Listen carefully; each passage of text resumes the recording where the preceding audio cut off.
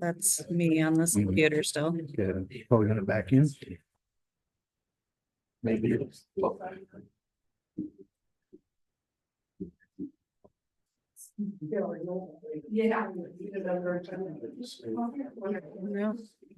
Isn't this? So bear with us for just a minute here. We're trying to get the owl working. I don't think we're gonna get it because it's just not showing up at all. Oh, wait, There we go. maybe. Yay, there it is. Let's make sure the audio.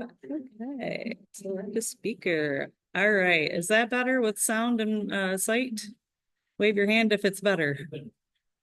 All right. Thanks, Greg. All right, I'll go ahead and call the meeting to order. We'll stand for the pledge of allegiance. I pledge allegiance to the flag of the United States of America and to the republic for which it stands, one nation, under God, indivisible, with liberty and justice for all. If you'll join me for a quick prayer or invocation. Okay. Heavenly Father, we thank you for this new board and this new season that we're in Clearwater Township. We ask, Father God, for your guidance, for your wisdom, for your help. We acknowledge, Lord, that we need you to guide us. We need your wisdom. We need you to direct us. And we ask you to bless this community in Jesus' name. Amen. Yeah. All right. Start with a quick roll call. Yes. Oh, gosh. All new names. 1 second. Get that done out. I have 10 and I gave it to Andrew. Here, I have them. So got an extra one. Good. Thank you. You're welcome. All right. Starting with David Koss. Here. And Bob Underhill. Here. And Jim LaFew. Here. Christine Johnson here. Michelle Jackson. Here. Do we have any disclosure of conflicts tonight? I have none. No, none as well. I don't see, oh, I do see our county commissioner, District 1, Truman Bickham. Our zoning administrator, John West, is here this evening. Dan Packers is our chair for planning commission. We have Angie Blattenberger, who is our office secretary, and Ryan Williams, who is also on the planning commission and the road committee. Greg just walked in the door, our maintenance guy. Craig. And if I've missed anybody, please acknowledge, but I think that's it. 2 people online. Oh, Andrew in the corner there's his hat pulled down over his head. He's currently on the road committee and chairman of the Heritage Fest committee. All right. I would ask that we take a look at and approve the agenda.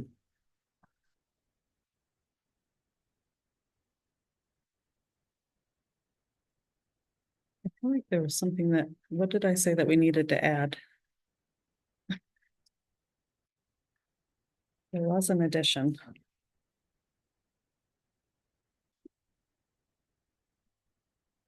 Let's see.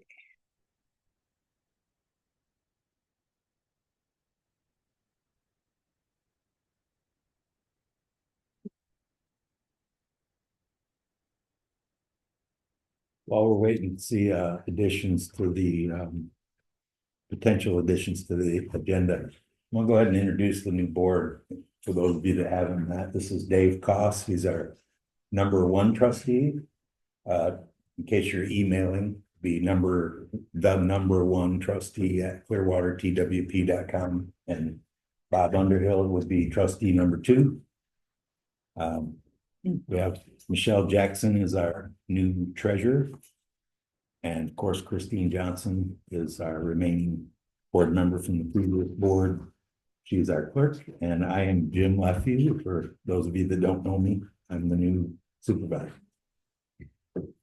Okay, under treasurer's report, we needed to add board approval for bank signatures. So item B.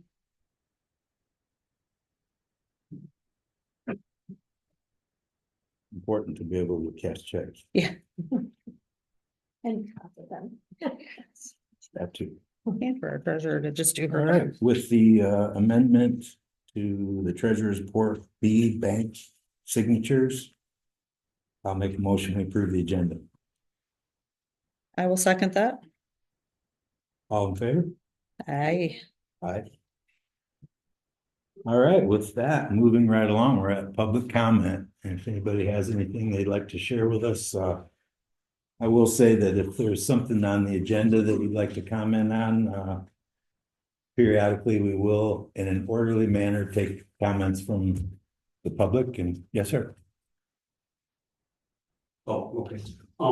I was supposed to be picking a family member up at the airport this afternoon to call him. So you'd like to move the maintenance report? Well, if you could, because they just called, I was on my going in Traverse to get them, and they called and said their flight was delayed till after 8 o'clock. Okay, So if it can go that way, I can do it and then still get to the airport. I think that's a great idea. And if you would allow, maybe we could have the sheriff's report and then we'll move to maintenance. What did you have, Joanne? Are you talking to me? You were waving your I did, hand. but it looked like you were looking that way. No. Yeah, I'm asking for we'd like to put garland up the lamp posts with the wreaths. And I looked them up and it looks like about $26 a piece, times the 27, it's about $702. And I'm asking if we can be allowed up to $1,000 in either the shipping and all, whatever, the shipping and that. So we can get them up and we put some, the wreaths go up right after Thanksgiving. And that can come from another one.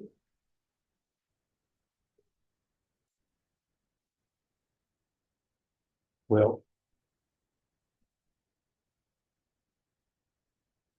I'll go ahead and allow for a brief discussion on that. If anybody has anything they'd like to speak opposed or in favor of that.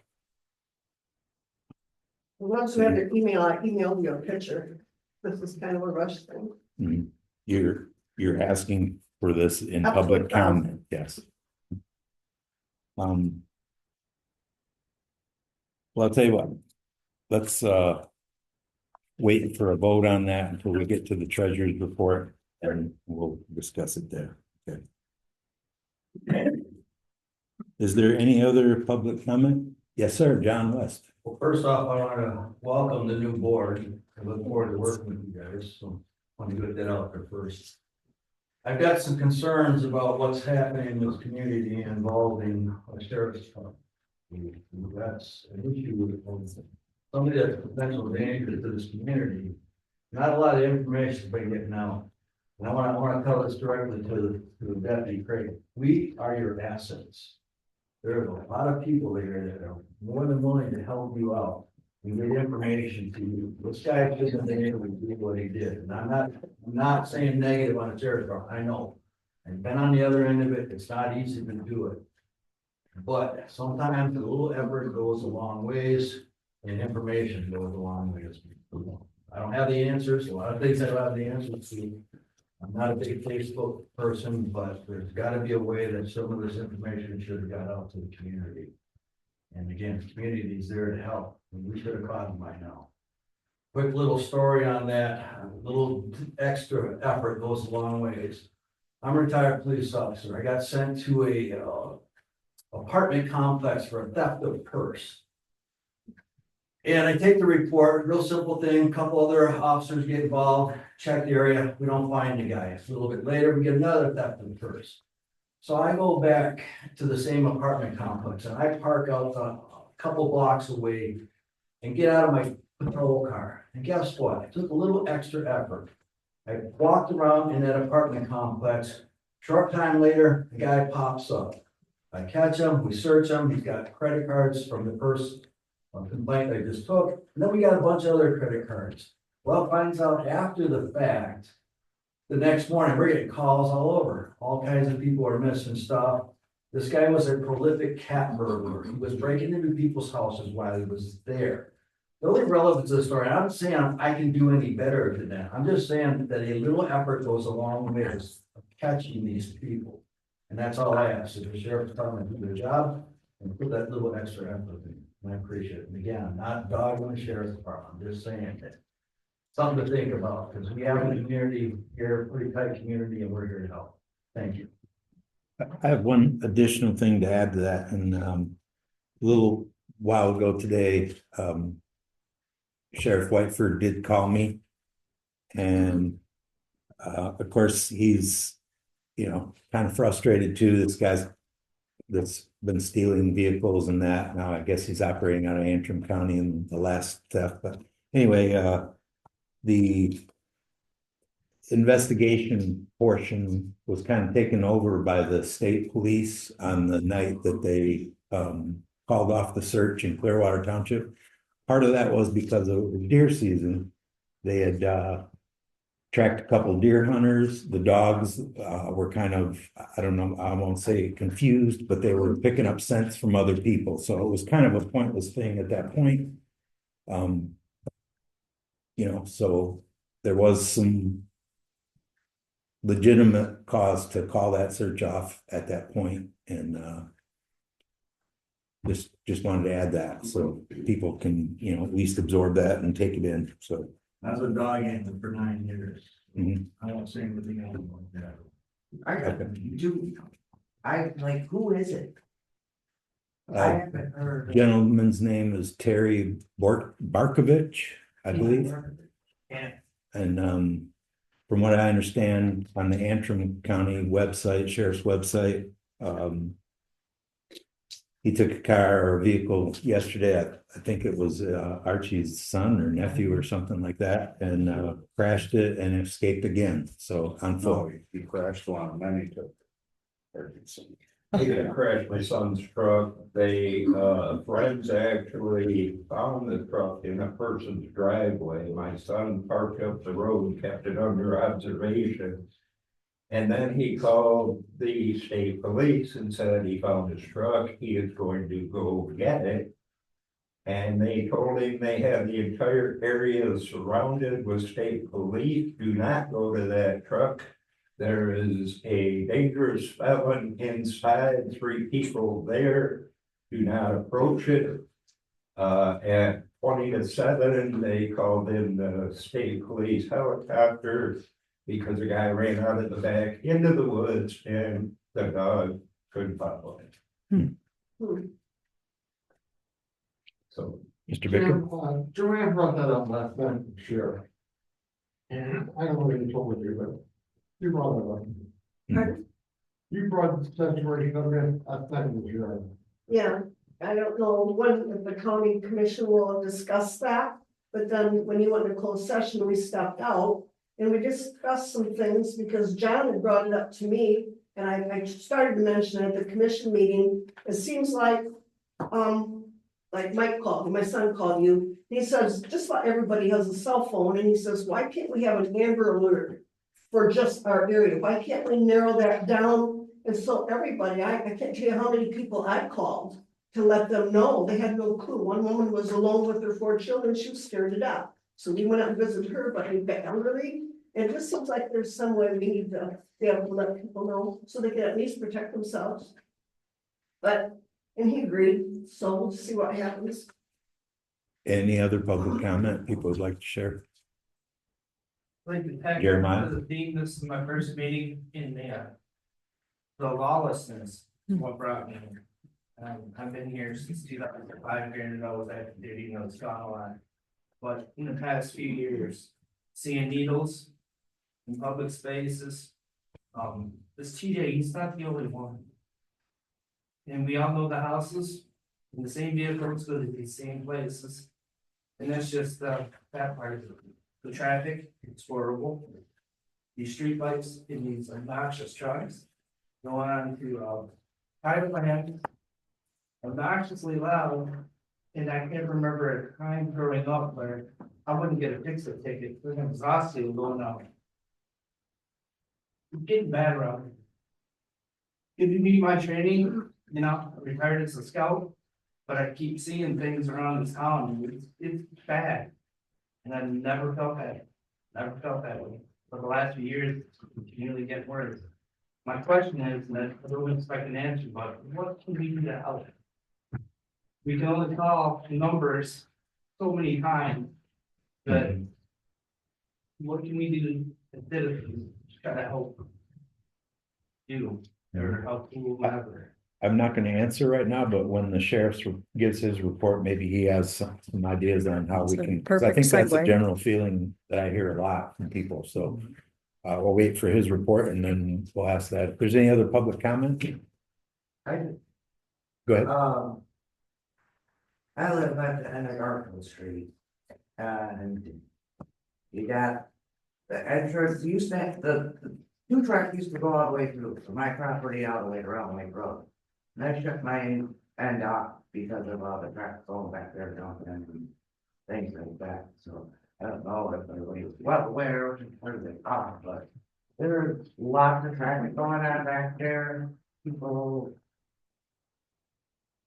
Just in and out, it is a huge spot, I'm for pretty sure drugs dealing going on back there. Mhm. So I don't know if the school property can do something to help combat that. I know at one point they did try to put up gates and people just tore them down. They weren't very well installed gates, they were very cheaply put up. Maybe they could do something a little This is more. on the school property you're talking about? Yeah, in the pine back. Yeah. Mhm. I mean, I know they put some up, but they weren't like very stout gates. And they just keep ripping them down. I don't know, maybe they should put some cameras, get some cameras put up back there. Because there is a lot of traffic in and out of there. And there shouldn't be. The school property, the rest of the property back there is. You can't get to it without crossing over somebody's property. It's all landline property back there. There's no reason for people to be hanging out back there. Mhm. That's another thing I talked to the sheriff about, because I had a taxpayer come in and complain about the same thing. And, yeah, it's the school guidance, and so I told Sheriff right through that last night too. Okay. Brian, did you have some public comment or? I have a question for the board. Yes. Under public comments. Yep. After I give my October report, according to the agenda, is it okay if I take a couple minutes and answer some questions and Absolutely, elaborate on some things that I've heard? absolutely. Okay, I just didn't want to, I'll run my time on it. Okay. Any other public comment before we move along? All right, there is another opportunity for public comment at the end, so. All right, well, let's get our guest report, deputies, report. Good evening, everybody. I'm supposed to get that seen so far. For the board, I'm Deputy Creighton, been in the sheriff's office since June 2018, and this year I'm as deputy. Let me get to my October report, and then I'd like to answer some questions for the community. In the month of October, the sheriff's office had 55 incidents, 19 of which I investigated. The notable activities on or about the 12th of October, while I'm patrolling around the city in the 35-mile-per-hour zone, vehicle passed me on the double speed limit, stopped him, he was arrested for drunk driving.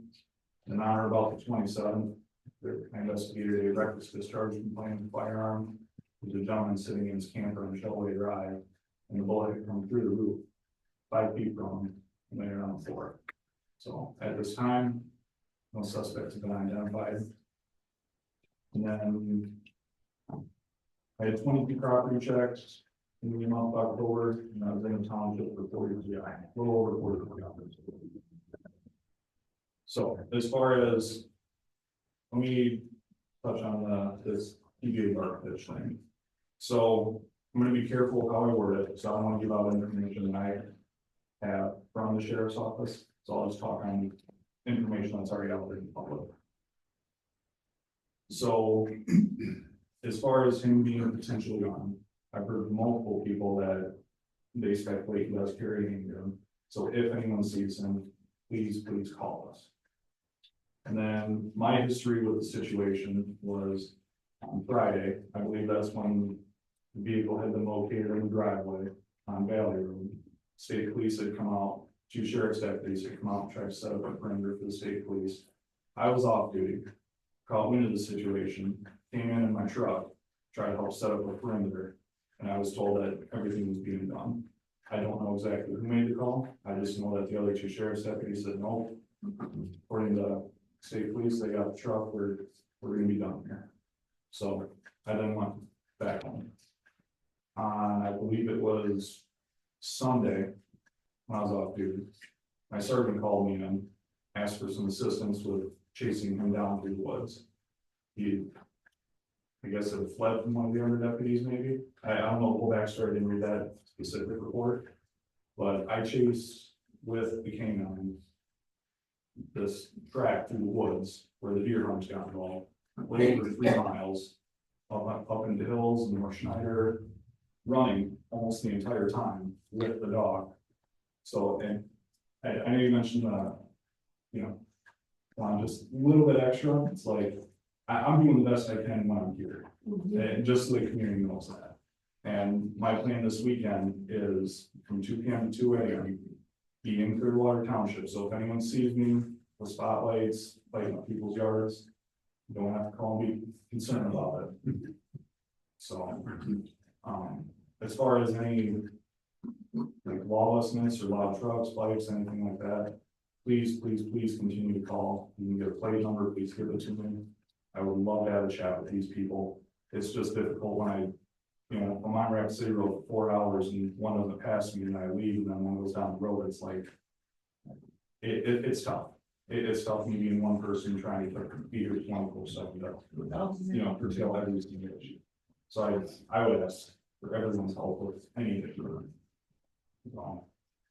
But I called in on a couple of occasions on some snooping trespassers, and you responded within 5 to 10 minutes.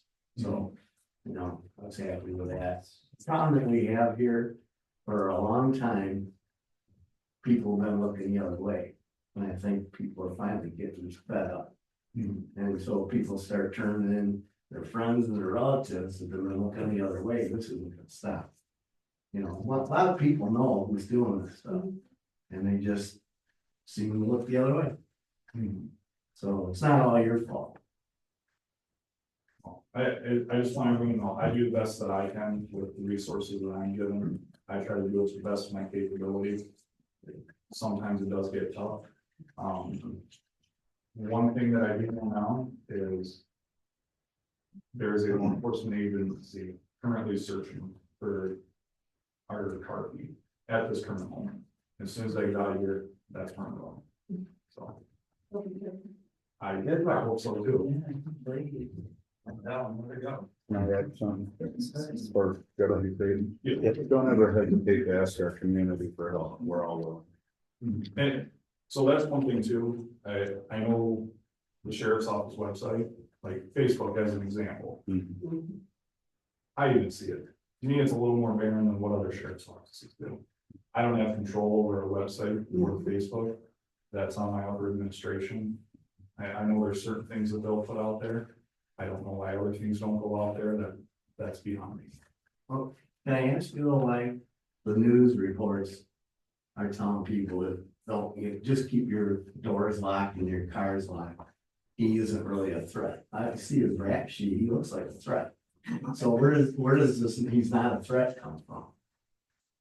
Originally from your office, they said he was a threat and to stay away from. But this is, we're talking like on the news, like 9 and 10 News and on Facebook, but not, the information from your office says he could be a threat. And so that's the problem when the news in the morning says, well, basically, yeah, don't worry about him, he's just out stealing cars, you know, so, And I'm not sure what our office may have told any news station. yeah.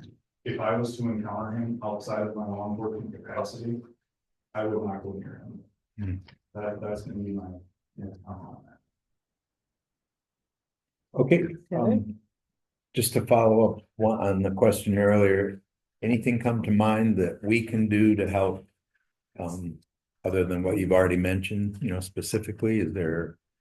What do you think about a neighborhood watch or something on that order, you know? And I think a lot of it is there's certain people in the community Mhm. that, you know, are major issue per se. Someone tonight had mentioned, you know, possible drug activity, right? The city's always had. I know I've stopped people on after they've had drugs and they go to jail and then get out and they get caught with more drugs in another agency and I don't know how to solve that issue. Mhm. Because it's recurring. You know, like, I'll stop it right then and there, but then it just occurs a month later. Mhm. So I mean, I don't know if we just, as law enforcement, just need to keep doing what we're doing and double down on it. But I mean, as far as, you know, any help from the community, I mean, if you see something, please call. I mean, I'd rather have something turn out to be nothing a million times than, you know, if someone sees something not reported and something happened. Okay, thank you. I'll add to that, and again, I don't want to be negative, I want this to be constructive, criticism. So people came to me asking me, what are we doing, Don? You know what, we need to call the sheriff's department. Well, I'm not calling the sheriff's department anymore, because they just blow me off. Yeah, I'm an inconvenience to them, it seems like. I get that a lot more than we should be. But I agree 100% that people need to get involved, not directly involved, but get information to the sheriff's department, some way or another. And dispatch should be willing to accept that information and get it out if it's relevant to catching these people. And I would apologize to anyone if they feel like they get blown off by our agency. I know when dispatch sends me somewhere, I show up. If they ask me to call someone, I do. But so if there's a miscommunication between the caller and dispatch and me, I would agree that that's an issue that needs to get resolved soon. I know you as a deputy and all officers, when they get dispatched, they're gone. That's their job. I get it. Mhm. There's just been some other concerns. Thank you. All right. Would you remind Sheriff Whiteford what we discussed about possible Amber Alert? I guess we've got technology now. I don't know, I think it's a T-Mobile that maybe somewhere, because I know we pay for it. Is there some way that could be set up so anyone that has a cell phone would get an alert?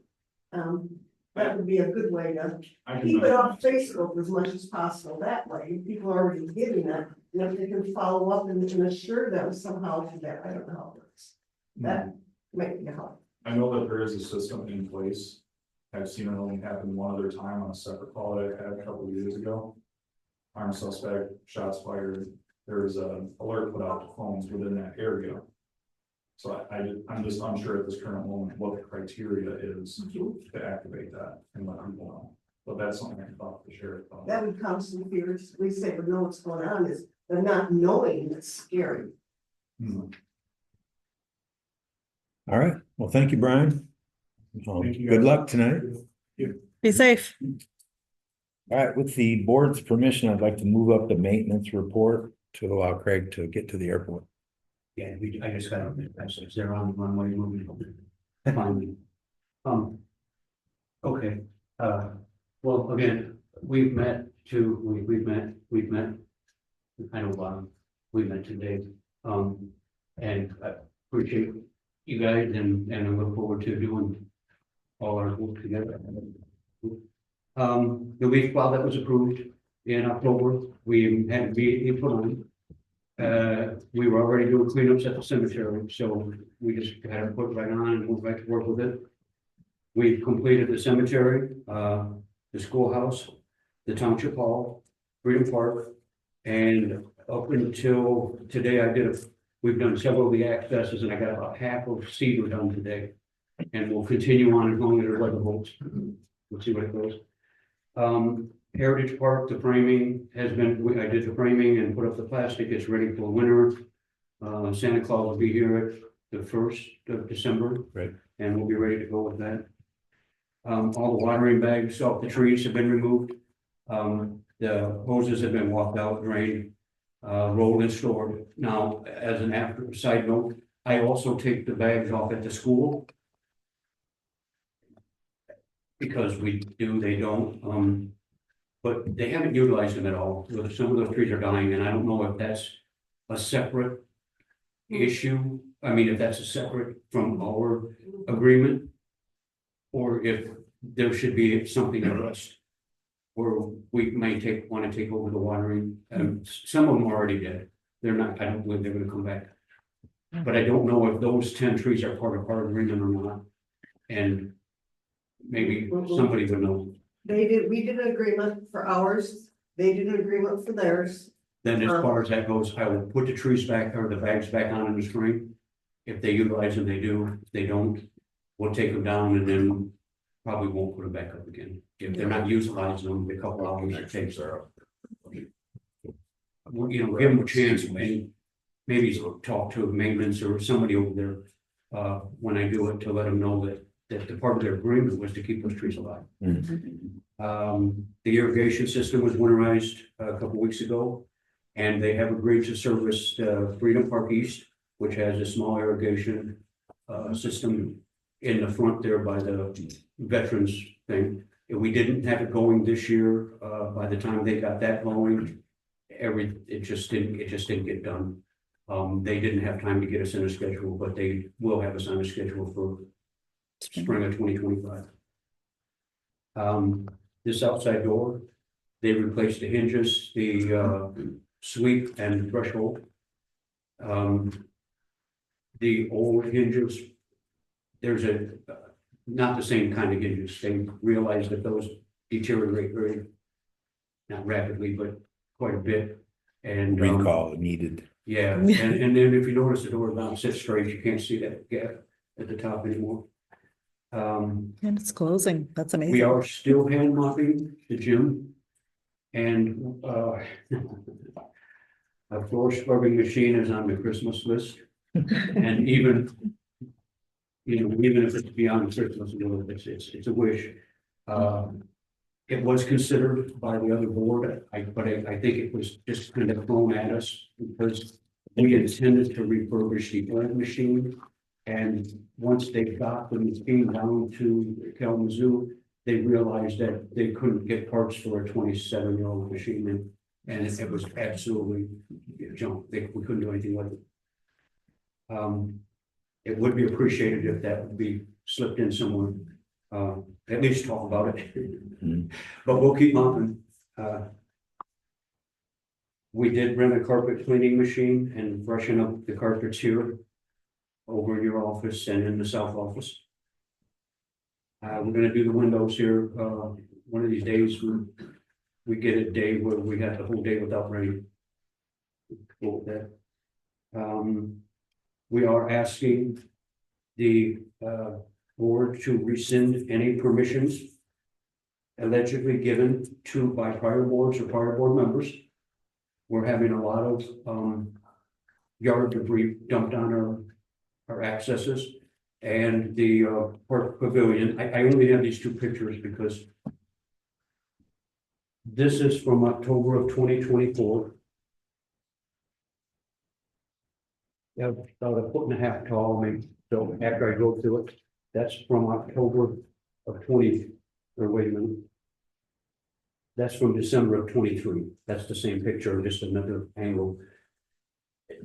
Oh, this is right in the road. Acorns And leaves and whatnot, but 80% of it acorns. They're dumping, this is the third year they've done it. The first year we just cleaned it up and didn't say much. Last year I cleaned it up, and then this spring I spoke to the gentleman and said, you can't do that. He never once told me that he had gotten permission from anybody. I talked to him on several occasions, and John was actually out there over parking and boat issues 3-4 times this year. He's a problem. When he called Tom to complain about me moving that out of the road back over to his property, he claimed that he had permission from Larry Niederstadt. Now, that's it. He can't confirm that. Nobody can confirm or deny that because he's not around. But it's convenient to throw him out there and say but he never, ever would have given him permission to pile these in the road. His claim was that he was told to put it in the hole in the road. The dip. I can't believe that for a second. I don't believe it. But if we need to make it official that he does not have permission, we have people on both sides of that picnic pavilion that were putting their stuff in the. I spoke to the gentleman on the west side or south side, whichever you want to go with. And told him he never said he had permission. He said he didn't know that his yard crew was doing that. He was gone. I said, have your yard crew take it around back, put it in the woods. We don't care. This gentleman on the other side, I don't know. He's very uncooperative. He actually called me too and complained about you blowing into his yard, so. Nope. This Mr. Simon or something like that, I think I is his can't name. remember his name, but we, Mhm. like I said, I spoke to him about this specific thing and told him he could not do it. Mhm. He never said, oh, I had permission, I had this, that, and I told him, if you do it again, we're putting it back. Mhm. You can't do that. And part of it is the fact that that is the most affluent stretch of property in the whole township. So you're asking the least affluent people, I'm not including everybody, but the least affluent people in the township to foot the bill for the most affluent people's cleanups. It's just not, that's not something that we should be doing. It's a waste of the time. If I haven't been able to go back there and clean up because I'm not sure that they're not gonna put more out there. I'm waiting to the very end to then do the picnic pavilion. Just to put a lid on that, I'll go out there, maybe John can go with me and we'll talk to him and see if we can come to some kind of a mutual agreement or. Well, and before I took any action, I called Tom. Mhm. Tom put John on it. John came out and looked and said, yeah, that doesn't belong there. Mhm. So it just wasn't a decision. I decided, hey, I'm gonna do it. And I had told Tom earlier that I had told him in the spring that you can't do that, and if you do it again, it's going back. He owns several acres of property behind and alongside it. He has a place to put stuff. Mhm. It just doesn't make sense for him to dump it in the middle of the road. He doesn't even, not even in the woods. We wouldn't care if he put it in the woods, Mhm. but he's putting it right in the middle of the road. And it's just, again, it wastes my time. It wastes these guys' money, everybody's money. We're all paying taxes. I'll talk to him. I spend a lot of time out at the cemetery and the rising cost of maintenance. I do believe that, we went to the planning commission about raising the prices. They said it's all completely on you guys' shoulders. I can tell you right now that the cheapest cemetery in the area is $350 per plot. Ours is $100. We've had people from the area brought in relatives from Colorado, Oklahoma or Arizona, Texas, because they can bury them here a bunch cheaper than they can bury. And it doesn't make sense. The rising cost of maintenance. Once you sell a plot, we make no more money on it, but yet we're going to continue to maintain it for the rest of all of our lives. Mhm. And I think it's past time to create the revenue to at least help the cost of maintenance. We probably need to review fee schedules on a number of areas, but I agree. I was at that meeting with you and I heard the same thing. Angie and I have spent hours and hours on getting it straightened out. Mhm. See what the other cemeteries in the area do. That And needs a like I said, resolution. the absolute cheapest is Mansalona Township at $350 per plot.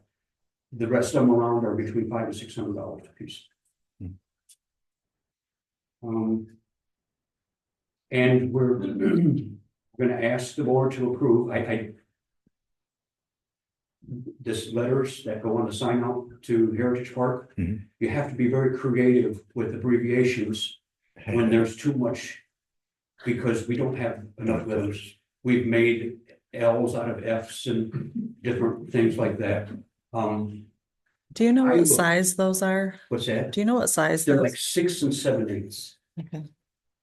And Does I looked Margaret up still very have those quickly or- while I was writing this and saw that between $75 and $150. Okay. But then after we wrote the report and I went out to work, Margaret had continued looking so she could get an idea. And depending on what we get, they are up to $350 a set. Oh, okay. But the ones I saw, we don't need anything fancy, we don't need anything custom. We just need the letters and the numbers and, at Heritage Festival, I was having to go out there every night during the last weekend. Because we didn't have enough letters to put everybody's name on. It had to be changed every morning. For the new band playing in the afternoon. And that would conclude, the report. If there's any questions or anything with. I have nothing. I just was curious, so you're saying about the cemetery, the plot costs $100 or to maintain it? Is that No, it $100? costs $100 for you to have a spot to bury yourself. Or not yourself, but you know what I mean. Which actually, that's 4 individuals can be buried for $100. Yeah. Plot will allow for 4. And we're getting to the point. where Cheap, it's- that's dirt cheap. So each spot is plot is 100, 100. and you get a set, a You lot is you have to four. buy, you have to Yeah. buy 2. My bad. You can But bury 4 people remains, on have a one four plot. people. And we have people in town, and this is the other issue, is because they're cheap compared to everywhere. We have people that have enough space to bury like 65 people. They've got 16 4, Mhm. sets, because why not? Is that an old rate or is that because that's? That's the what old rate, community because can it's- afford to pay? It's so affordable compared to anywhere else anywhere. And so you might as well buy them up It's because just never been raised. they're never gonna be cheaper there. Land always goes up. I had a meeting Oh. But honestly, Before we change it. we are at a point where I would say. At the rate we're selling, and we had a lot of movement out there this summer. Mhm. But at the rate we're selling, it's about 3 years until that cemetery is gonna be completely full. And once that happens, there's no more revenue comes in. It's all going out to maintain the cemetery, to maintain, I spend 15 hours or so, 20 hours a year. The whole cemetery, we with all the leaves, we mow out there, we weed whip. We pick up the branches, we assist, we flag out the burial spots. We meet with the family members so they know where it's gonna be. There's a lot of time invested into the cemetery and we're getting very little revenue back from it. All right, we have to schedule a budget meeting and we'll put that in for a topic of discussion during that thing. Probably have to look at all of our township fees, uses and that kind of thing. Okay. So. Thank you, Craig. Craig. Thanks for bringing that to our attention. Thank you for letting me. The line, I appreciate it. All right. So getting back in order here, we can approve the minutes for October 17th. The only one that was here officially was Christine here, but I was at that meeting, so. I was here and I wrote the minutes, so Wherever. I'm gonna go ahead and make the motion to approve these minutes as presented. Just a second.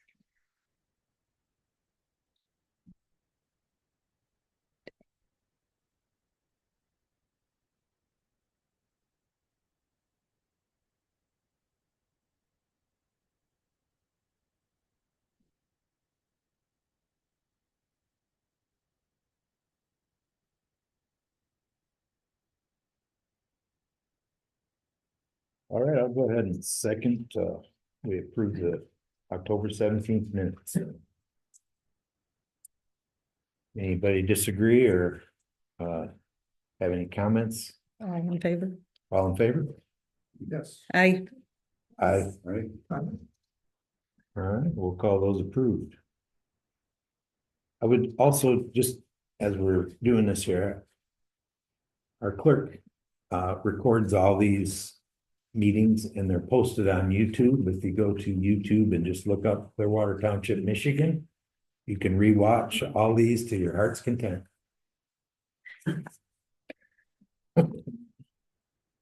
I also share them on Facebook too. All right, well, with those minutes approved, then we can move on to supervisor correspondence. I don't know that I have any. I've received a few emails. I'm going back and reading. Just recently gained access to the previous supervisor's emails.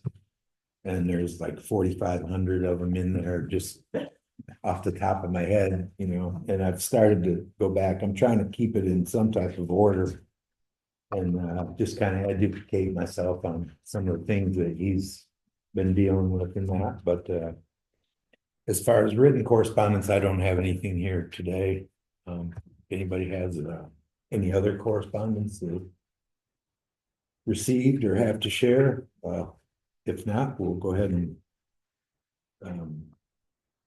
I see here that the building committee is under the supervisor correspondence. Some of you may know that we've organized the building committee. And we kind of had an organizational meeting. There was no business or anything taking place, but we had 5 people that showed up and like to create that as a committee moving forward. For some of you that haven't been in meetings recently, there's been talk for literally years about doing some additions onto the township building. You know, modernization, there's office space. We're kind of all in, you know, a pretty cramped area, and with the Open Meetings Act not allowing 3 of us to gather in one spot, sometimes there, you know, is a little conflict there.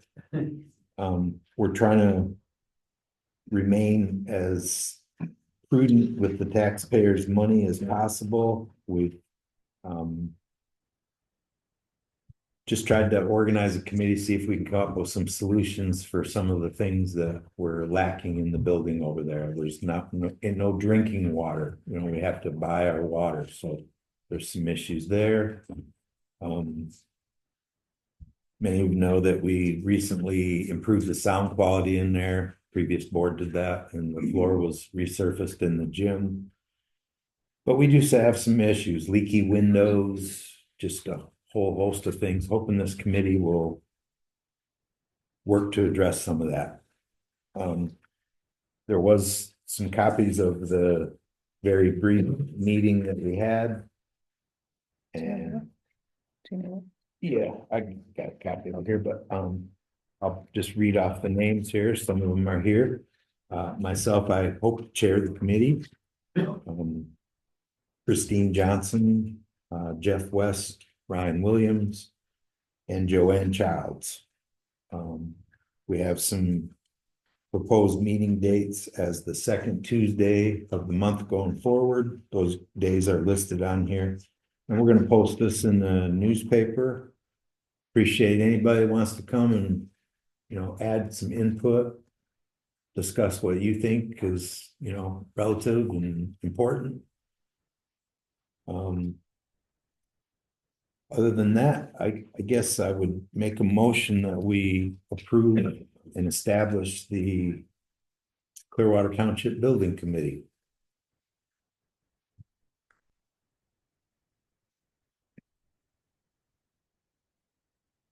Is there a second on that? Any one of you can do that. I'll second Okay. At this point, I don't anticipate that there's going to be any cost for the committee. I guess we'll have to review that as time goes on, but I don't intend to receive any additional pay to chair this committee or anything like that. So with that, I'll ask for a vote. All those in favor? Aye. Aye. All right, looks like we got a road committee or a building committee.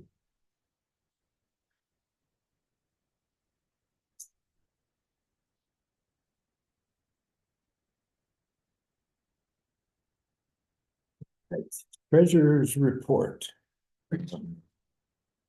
And It's printed here and apparently there's copies in the back. Mhm. A public records, if anybody has any questions. It's from October, so it's from the previous board. Mhm. Same deputy though. She's good. And you balance with the bank. I mentioned earlier that we, And the treasurer balances with the clerk And with the bank. and the bank. I mentioned earlier that we're gonna be looking to have some budget meetings. We are tasked to complete 2025 budget by March 1st. 31st. Okay, well, April April 1st is our, It takes is the first effect day. April 1st. So it's March 1st we have to have it. March 1st, we have it prepared for public review Okay. and then it's approved Mhm. after that. So by the end of February, we'll have up until then, we're gonna have several budget meetings, looking for input and recommendations from anybody that has, something they'd like to address. Generally, this is done, like I say, by the end of February, and it is available or will be available at the Township Hall for anybody to look at. It's generally posted on the website. I will say this, that previous board at times did have I don't know, spending addiction or something like that, and some of our funds have crept down pretty low. We currently have been moving funds from the ARPA funds, which were received back in the COVID days, to kind of catch up some of the cost center funding. So, Deficiencies. yeah, the deficiencies or the overspending. I will, just from my general observations here, we're not in horrible shape, but there's some things that we need to address. There's some money to be moved around just to kind of get us back on the right path, I guess is how I'll put it. I don't know if we want to set that date for the first budget meeting now, or if you have that Budget later. meeting date scheduled. Okay, we'll do it in order on the agenda then. But just to add to that, again, the current finances are right back there on the table if anybody wants to take a look at it. So we have Okay. Good. We also have a contract to sign. to approve.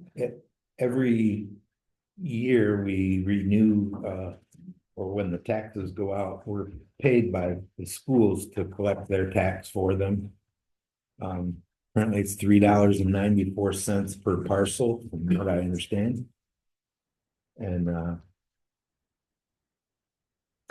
do you know possibly when that was, what the postal rates were at that time? Because it is now 73 cents for a first class stamp. And Ooh, I have no idea. I'm thinking 69 right now. 73. 73 cents for a first class stamp. Yeah, 69 cents what we here. Okay. Oh, you get the, okay. Oh, I don't know. I just put them in the machine.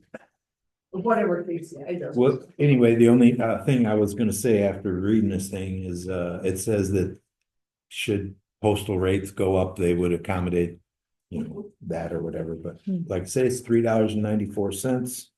It's been that way for a little while.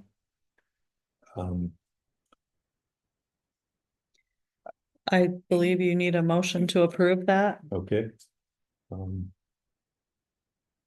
I can make a motion that we approve the $3.94 per parcel collection fee for.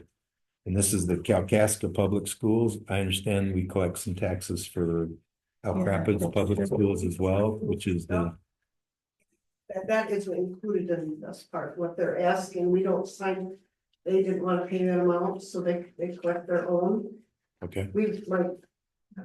But TVA, whatever this is called, is in this too, whatever Kalkaska pays, they agreed to pay. So you've got both those there to sign and approve. okay. The Northwest Education Services, Yeah, it keeps. and they sent for changing. both schools. Pardon? They sent for both schools. What do you mean? They sent one for Kalkaska and they sent one for Elk Rapids. We didn't do the Elk Rapids, maybe they don't realize, because the TVA does whatever the school does. So that's between them, between Elk Rapids and them. That's the way it's been, yeah. Anyway, I have the contract here for the Kalkaska Public Schools. And I will make the motion that we approve the $3.94 fee per parcel. And anybody want to second that? I'll second that. Who was that? Oh, is it you, David? Ross. Okay. That's just kind of fast, right? Correct. Unless I'm gonna have to look into that other one, but Yeah, I thought, I didn't know that. And that's just school tax, that's not all the taxes. right. Right. Summer tax. Summer school property taxes. Mhm. That's the only time they collect the school taxes in summer. So we don't do the Elk Rapids. I see. When I first came on, that's when they decided they want to do it anymore, Elk Rapids. So they want to do their own. Mhm. Also, check the address on that because this one has our address as 5893 Way Road, which is not correct. Hmm. And this is what they sent us.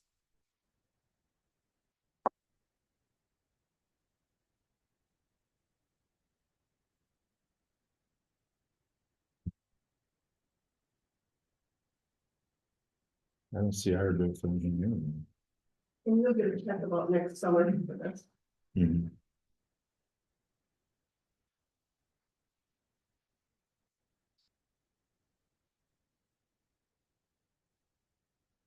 I don't see our address on there, or even where it really would be.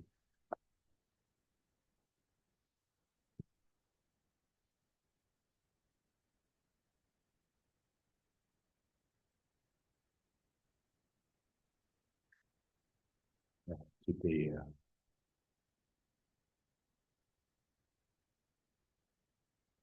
well, I don't see it on here, but I will ask for the vote. All those in favor? I think that should be is that a roll call? I believe that's a roll call vote. Ain't gonna hurt. Yeah, let's do that. All right.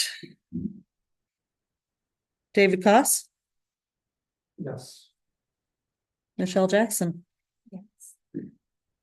Christine Johnson, yes, Bob Underhill, and Jim LeFew. Yes. Okay. It is showing us here as a resolution for us to have made. I'm assuming that. It's their resolution. Their resolution. Yeah. All right, well, I'm gonna go ahead and sign this.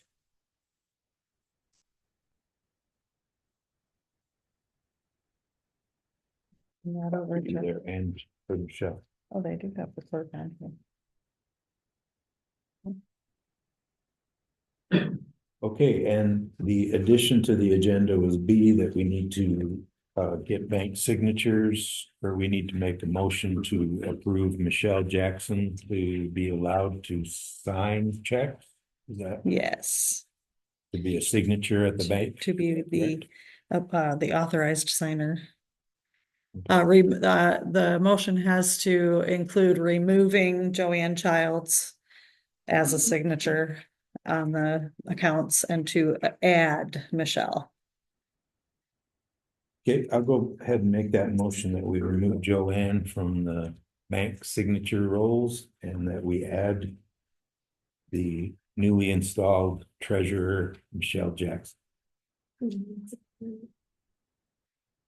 I'm on my second one. My first one ran out and I gave the first one to. I have another one, I'm sorry. I will second that.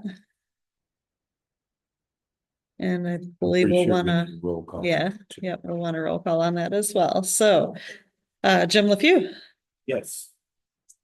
Michelle Jackson, I'm sorry. the motion to, remove Joanne from the bank signature cards and to include you. Okay. Bob Underhill? David Koss? Yes. Christine Johnson, yes. Yes. You Did didn't I? ask me. Yeah, I did. Like I marked you yes. Okay, and just to add to that, we have two banks. We use Huntington Bank and the Alden State Bank. And that motion will include both of them, both signature cards. All right. In your packet and also on the back table is the expenses by vendor detail for the previous month. On this report, you will see every check that was written to pay a bill. And under the account, it'll tell you what it was for, kind of, in abbreviated form. And then, the next line is split. That will tell you what fund it came out of. So you'll see the 206 number, that's the fire fund. 214 is Metro, 101 is general fund. And 208 is Parks and Rec. I think that is all of them. So they don't necessarily put them in order by fund, they put them in order alphabetically. But those are all of the bills that were paid. Now, the process that we go through for paying the bills is because we can't or don't want to accrue late fees or interest charges, and we don't want shut off notices for any of our utilities or anything like that. So we went with a post audit system where the board previously approved all regular payments. And then we bring this expense report to you telling you these are the things that we paid.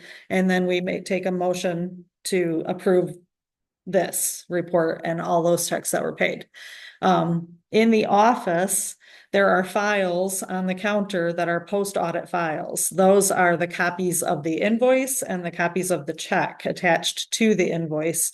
So you can see there, and as a trustee, that would be your responsibility to go and check that every once in a while.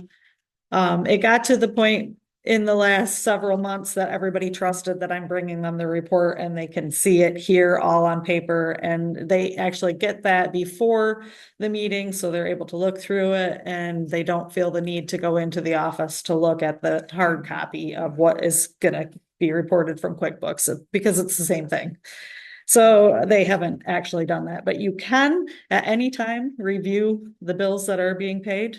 And if there's anything that is not a regular bill that needs board approval before that check is sent out, we bring that to the meeting for approval. So on the agenda, you'll see that there's the expense report and checks for approval. I don't have any checks for approval this month, thank God, but I do have these expenses by vendor detail.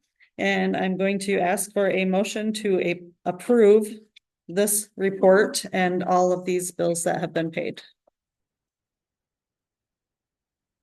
If anyone wants to make that motion, if you don't, you'll make that motion, okay? I'm just reading here just a little bit first. Okay.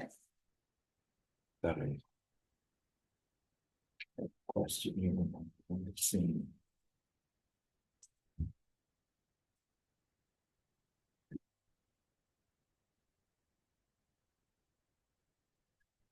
And I'm gonna put that for the date of October 17th through November 19th.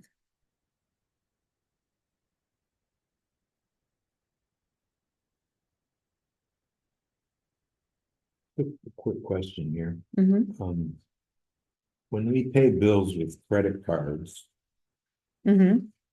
is it more of a debit card or is it an actual credit card? It's a credit card. And then it's a we're paying Visa. that balance off each time? Mhm, Okay, so yes. there should be, oh, Visa general fund. Yep. Okay, so these would be all the Visa payments. then. Yep. So those are all the things that that card was used for. There's also a Visa Fire Fund, Mhm. which there's not any activity on it. So there's Okay. nothing on there. I'll So Go ahead You and have a second the second? Okay. motion that we pay the bills. And we'll do a roll call on that as well. So Michelle Jackson, Yes. David Koss, Yes. Tim LeFew, Yes. Christine Johnson, yes, Bob Underhill. Yes. Thank you. Question, this total amount here, that seems a little low for a month compared to what I've looked at in previous months. Is that something you would agree with, or, I mean, $33,794 for those that don't know. But past months, it's been above 40 Well, for a good yeah. portion of, Yeah, just a general observation. there were not a lot of excess bills. Okay. And That's a good thing. I'm right, yeah. not complaining. I'm just We saying. we did pull the reins and tighten the belt, so we're trying to keep it low. Also that total would be for both fire and parks and general fund, so.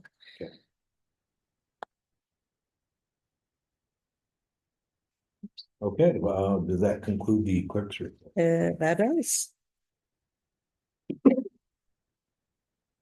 Okay, I guess we're moving on to commission and committee reports. Office admin.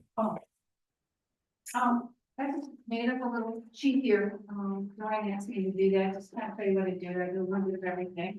Here's your keys, looking for.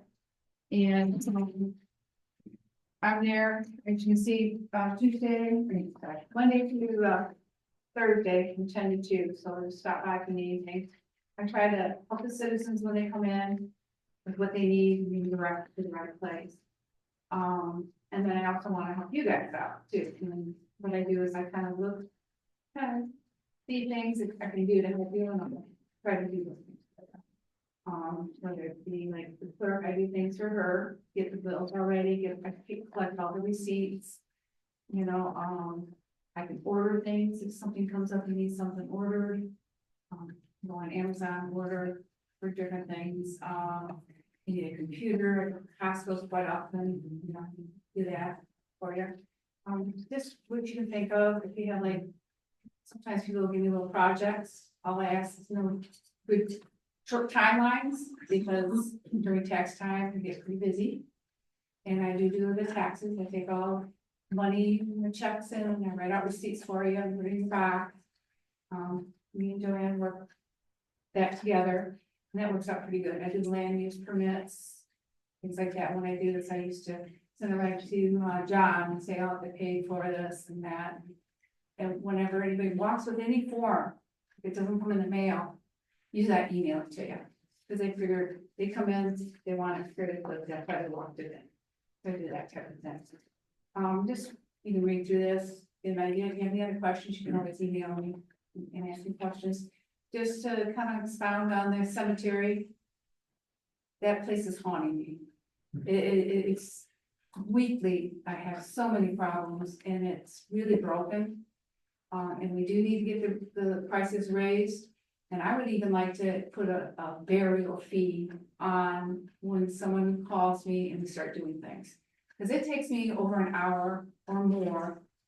And then Craig goes up there and he's got to mark the cremain burial spot on the body. And that takes some time, you know, and he wants to make it accurate because we had mistakes, bad mistakes. I'm gonna pay for that now. Can I just add something? We currently have planning commission working Doing the ordinance. the cemetery ordinance for the township, As so, far as like the fees and that, that's gonna have to be, the board Yes. have to look at that. yes. And then, and what I've asked before, and it kind of doesn't go anywhere, I need support. When I mean, these people are so emotional and things are bad, and it's a lot of times it's legal stuff. I've learned a lot. But sometimes I just need someone to throw something at and help me investigate or solve a problem, help me solve a problem, because it gets pretty complicated. Very complicated. And sometimes people just, you know, I just need a couple of brains to put together and try to solve it. I'll try to support you in any way. Yeah, Yeah. it's been hard, you know. One thing you didn't mention too is the website. I don't know if you were getting to that or not, but. Oh, I do a yeah, website, okay. yeah, there's a lot of, I'm the FOIA coordinator, so if anybody, you know, you might hear from me if they want documents, and I coordinate all that, do all the paperwork for that. I do, like, if you're having problems, like with her, we get bills, and we're like, I kind of look at them and say, she already paid that already, and I'll go in there and find the old one and say, okay, this is what you owe. If you have problems with certain things, I can call. Because, you know, you're out working, you're doing other things, I'm sitting in the office, I can call back to the office and get a hold of me. I do the website, I put everything in the website that people send to me, all I ask is just send it in a PDF. Kind of frame it, yeah. Guilty of that, I know. sorry, yeah. I just have a really hard time with it, and then if you do that, then it gets all skewed around, and you have to redesign it. And if you find anything on the website, you know, just feel free to let me know, and we'll figure out how to do it, or I'll get hold of the guy. If you wanna put your own things in, I can always get you trained on that. There's a guy, I won't do it personally, but I'll get a guy to do it for you. So the cemetery is just an ongoing issue, just want to let you guys know that he's right, the price has got to go up, there's a lot of problems out there. Let's see, I work. And then taxes, I talked about that, yeah, and then the new employees, I'm learning that, I'm not an HR person. And I was doing that, and it's like, okay, I've got all your packets together and all of this, and I look at the keys and figured out this and that, I try to think ahead. But it's just my training. Some people say I'm looking for problems, but it's not. I'm not thinking so smooth, I try to think about who's gonna come after me, you know, and things like that. So if you have any questions, that's all I want to do, and then I've dealt with Spectrum again today, we have a big account with Spectrum. That's going nowhere, but plowing around on it, and then helping the fire department, because they have equipment they want returned, he can't find the equipment. So I'm trying to get that all wiped off of our accounts, so we don't have to pay for that, because it's not there. I'm trying to get the Spectrum delivered. I found out what they did, was they delivered that phone that was supposed to go on the building out, the Heritage Park, they delivered it to the barn, that's why we never got it. Nobody installed it, but we got charged for that installation, and we got charged for the wiring in there. And they were charging us for a phone that was never there. So I've been fighting with them to get that all refunded. That's. They like to collect the money, but they don't like to pay back. No. And then the latest thing is with the office, I'm trying to get that phone that we never knew who it was for. I spent over an hour on the phone and got redirected back to the original person. They say I have to go to the sales rep. I called him today. She heard me on the phone with him. He told me I have to go back to support again. So I'm gonna start escalating again. And they have change. I talked to them. The guy said we could get you training on the panel board and get you all set there. Okay. Yeah, his name is Mohammed, so I'll be giving you his information here. I want to get something. I thought maybe in this January be a good time. And just warn you, the guy talks really fast. Just don't slow down. It's a lot to take in. Okay. Yeah. No, I mean, we could show her how to do that. I have booklets. That's the thing. If you find something you can't figure out where are the instructions, I'm collecting instructions. And I save all those things. It's a file. I would get the email, it'd come up, and it's real easy. I didn't use the phone. I just watched my computer, and if I had to call somebody, the name was there. It's real easy, but I'll show you. Yeah, and it comes right to your email. Yeah. You can answer it on your phone or your email. So that works out good, but So It's none of brand us new. in the office are technologically proficient. So, I mean, we fuddle through, we figure things out. So putting things on the website or doing with the cameras, anything like that, we're all like, how did I do this? I don't know how to do this. And then we make our way through it. sure. Do anything else. Yeah. Yeah, I'm gonna figure it out, look through the cameras. I don't like spying on people. So I like you guys to learn how to do that. It freaks me out, but I've had it on several times, so things have Yeah. come up. Yeah, me too, turning them on and off, but yeah. Yeah. Yeah, we don't really have anybody that's technically IT. So, So I am working on getting you that phone. Okay, I didn't get you word today. yep, okay. All right. thank you, Amy. We have a written report from the fire department. He's not feeling well. He's got me- Okay, I was gonna say our fire chief, Derek Tharp, is not here at the moment, but I see that Greg Bradley is on the Zoom meeting here. If anybody has any questions or concerns with the fire department, I'll pass them on to Greg here. If not, we'll accept the report as written. I have no questions. We can skip maintenance because that was done, moved up. And now we will entertain Mr. Packer from the planning commission. Well, you know, it didn't occur to me that the meeting tonight, there wouldn't be a trustee from the planning commission to present a report, so you don't have a written report for me tonight, but I'll follow my way through this. Okay. If you'll take that. You have the master plan resolution on there to bring up the date on the master plan. We're nearing the end of that process. We have there's a required public hearing for it, which will be Monday, December 2nd. Here at 7 p.m. And after that, hopefully that meeting will find, I don't know why it won't, that we will likely recommend to you to adopt the master plan at your December meeting. But Oh. prior to doing that, tonight, you should have in front of you a resolution to assert the board's right to approve the master plan. And we'll have to have that done prior to making our resolution with the planning commission. Oh, or okay. planning commission, it will be on the 2nd, so if you get to that. So we need to do this tonight, okay. Yep. Do we know what resolution should number? have- Yep, Okay. when you get done, we'll do it. All right. And so then in December, you will have another resolution to adopt. And I gave you one the other day, Jim, that I omitted your signature on, so there's one that has a place for your signature. Okay. So, yeah, so that should get us through the master plan. It's been quite a process, but, yeah, we see the light at the end of the tunnel on that one. The cemetery ordinance, I think we made some pretty good progress on that at our last meeting.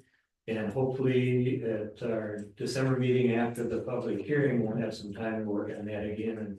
And hopefully within the next couple of meetings, we'll have something to recommend to the board. On the cemetery ordinance, we also got back ordinance 20 from the last board meeting. Our representative didn't show up, so we weren't really sure what that was about, but I think it has something to do with commercial use of the road ends and the parks. They're looking for a fee schedule or some kind of control over what goes on commercially at the road endings and at the township parks. I went back and looked at the minutes and I sent Mr. Backer the message and he responded to it, and it seems to be what he's looking at. Wasn't that the kayak rental people or something? That was kind of what started the whole thing, I think, with the kayak renters. Okay. So we'll come up with something at the planning commission that hopefully will work for everybody. But between now and then, if you guys can put a little thought into that and let us know what you're looking for, that would help a lot. From this board. Just to add to that, the last board did say no commercial business at parks, so that needs to be addressed. Yeah, but Oh, that's. It didn't show up in the minutes. Okay, that's what I'm saying. In my It was voted on. I don't. I haven't found it. That's what we had the owl for. I know, What I know we, what happened was. we voted on it and then we rescinded it.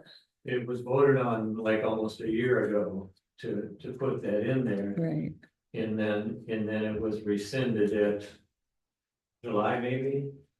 The July meeting. August. We voted to change it and then we realized that that messed with Heritage Festival. Right, so that was at your August. board And meeting. yes, It and then we was rescinded. that whole, I think it was Q. Section 3Q, I think was. Yeah. Was Correct. rescinded as gone, so there's nothing that talks about the commercial use. Or commercial kayak rentals, Right. any of that is not in the ordinance anymore. So I think that's what they want us to address and somehow Modify it. modify it so it works for the heritage community. Yeah, yeah. So, but we can't play favorites with just No, Heritage. I think that's what the deal is, so we'll be working on that as well. The difference between heritage is they're a nonprofit, and so ones are. Yeah, yeah. Right. However, matters. the festival has people that are there for profit. So, The vendors. yeah, vendors. Well, in some of the places, in just my personal thought on it is some of the places like the road endings, that's just not a place for Commercial activity. It's just. We do Yeah, have yeah. other nonprofits that use our parks too from time to time. We've had Right. bicycle groups, Right. different things. And even if there's a fee set for it, the board would always have the option of waiving that fee. I think that's been precedent already. Yeah. Let's see, the cemetery, we're working on that. We're gonna redo the rules on it, and there should be some signage at the cemetery that explains to people at least the more important rules that are there and direct them to the ordinance. But that'll come out as part of a recommendation when we do the cemetery ordinance. Yeah. The other thing before you tonight, at our last meeting, the planning commission recommended to approve the Parsac rezoning. Mhm. And if you're not familiar with that, that's a lot of rock that you just south of Village Market. And that's been zoned residential 1. And he requested that it be rezoned to village commercial, which is the same zoning as Village Market is. So, we approved it at the planning commission level and passed the recommendation to the board to approve that, and it should be in front of you tonight. Mhm. And then, so that gets us through December. January, we have a joint meeting with the ZBA. So we don't get a lot of work done that night because it's kind of a joint meeting. And we're just kind of going back and forth with what's coming up in the future. And then beyond that, we will get into the short term rental sometime after the first of the year. Oh, yeah. All right. I guess maybe we should start with the resolution to give us the right to approve the master plan. I'm trying to find what resolution number we're on. On the website, I see 7 as the last one, but I thought there was an 8. But I can't get the website to cooperate with me right now. It's just spinning wheel. Well, we can call it number 8 and modify it, I guess, if we need to at some point. Yeah, okay. Resolution 8 of 2024. I'll go ahead and quickly read this. Township of Clearwater County, Kalkaska, Michigan, Resolution 8 of 2024. Resolution asserting Township Board right to approve the master plan. Whereas the Michigan Planning Enabling Act authorizes the Planning Commission to prepare or amend a master plan for the use, development, and preservation of all lands in the township. And whereas the Michigan Planning Enabling Act authorizes a township board to assert by resolution its right to approve or reject the proposed master plan. or plan amendment approved by the planning commission. Now therefore be it resolved that pursuant to Michigan compiled law 124.3843, section 3, the Clearwater Township Board reserves its right to approve or reject a proposed master plan or master plan amendment approved by the planning commission, and be it also resolved that after approval of a proposed master plan or master plan amendment by the planning commission, the Clearwater Township Board shall approve or reject the proposed master plan or master plan amendment. A statement recording the township board's approval of a proposed master plan or master plan amendment signed by the township clerk shall be included on the inside of the front or back cover of the master plan. If the future land use map is a separate document from the text of the master plan on the future land use map. The foregoing resolution offered by board member, and I will offer this and we need a second offered by. I'll second that.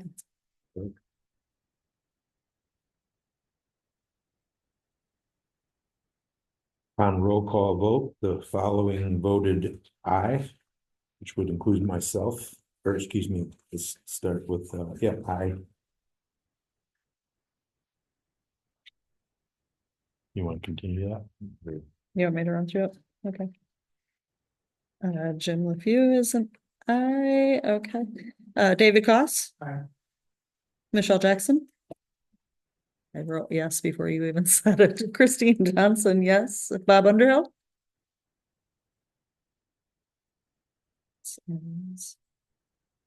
Supervisor declared the resolution adopted.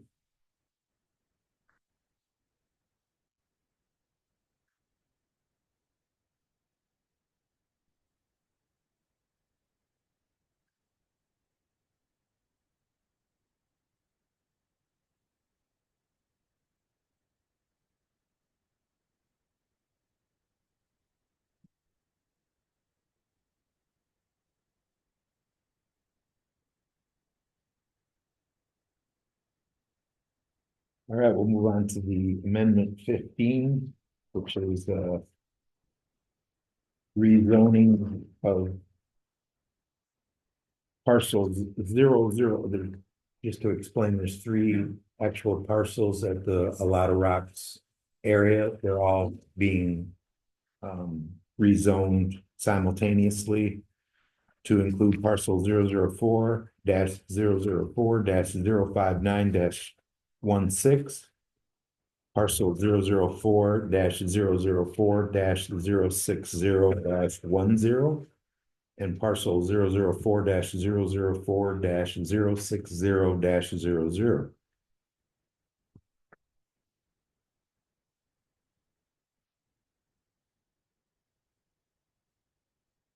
Okay. This amendment shall become effective 8 days prior, being published in a newspaper of general circulation within the township. Amendment 15 to Ordinance 22 adopted on November 21st, 2024.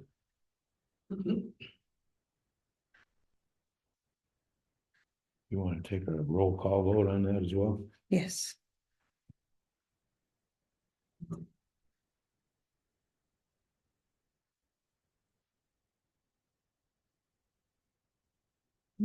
Okay.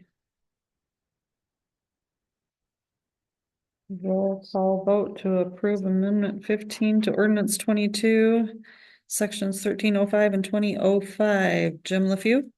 Aye. Christine Johnson, aye. David Koss. Aye. Bob Underhill. Michelle Jackson. All right. I would say that this ordinance passed unanimously.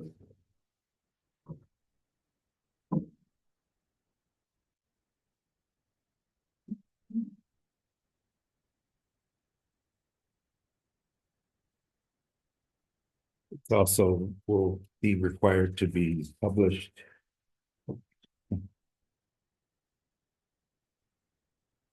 We'll make the file for the book.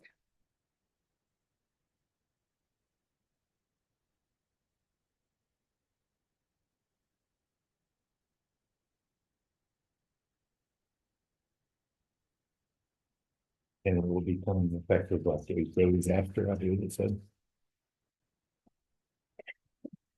Where's the rest of it? It's right. All right, this third resolution, we're not gonna sign yet, right? No, Right, that'll be after- in December after the planning commission. And say go through the map. You can't do that until after the public. Right. Is there anything else that the planning commission needs from the board today? Well said. All right.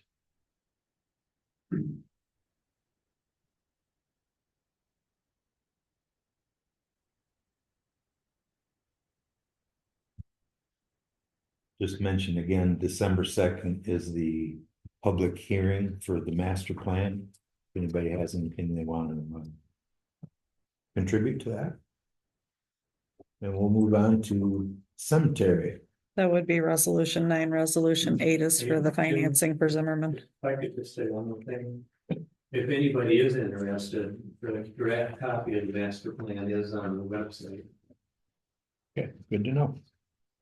Yes, the first page right at the bottom, scroll around and find it. You were saying? Resolution 8 was the Hoyle Zimmerman fund financing. Okay. So this is will be resolution actually 9. Resolution number 9. Told you we could modify it if we needed to. Okay. All right, we do have a little section here on the cemetery. I don't know, we kind of talked about that briefly already, but one of the things at the planning commission meeting when we were talking about cemetery and updating the ordinance and that was that there is currently no sign out there with the rules. You know, some people want to put plastic flowers out there and solar lights and things like that, and we need to come up with some realistic accommodations for people, but yet we need to be equal in our application of what can and cannot go out there. So we'll be working with the planning commission to come up with those rules, and then we'll They have to be in the ordinance before they can actually be a rule, because the rule cannot be enforced unless it's in the ordinance. okay. So in the next phase of the ordinance review and updating, we'll establish those rules, but in the meantime,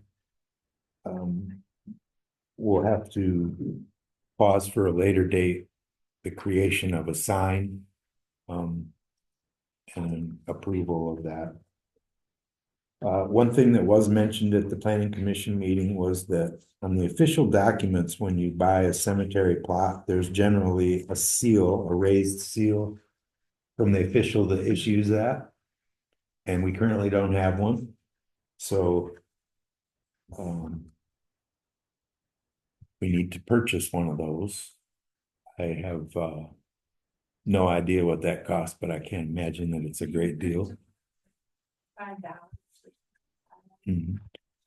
And what type of information would you want on there? Would you want it to be the clerk's official seal? Or what would that entail?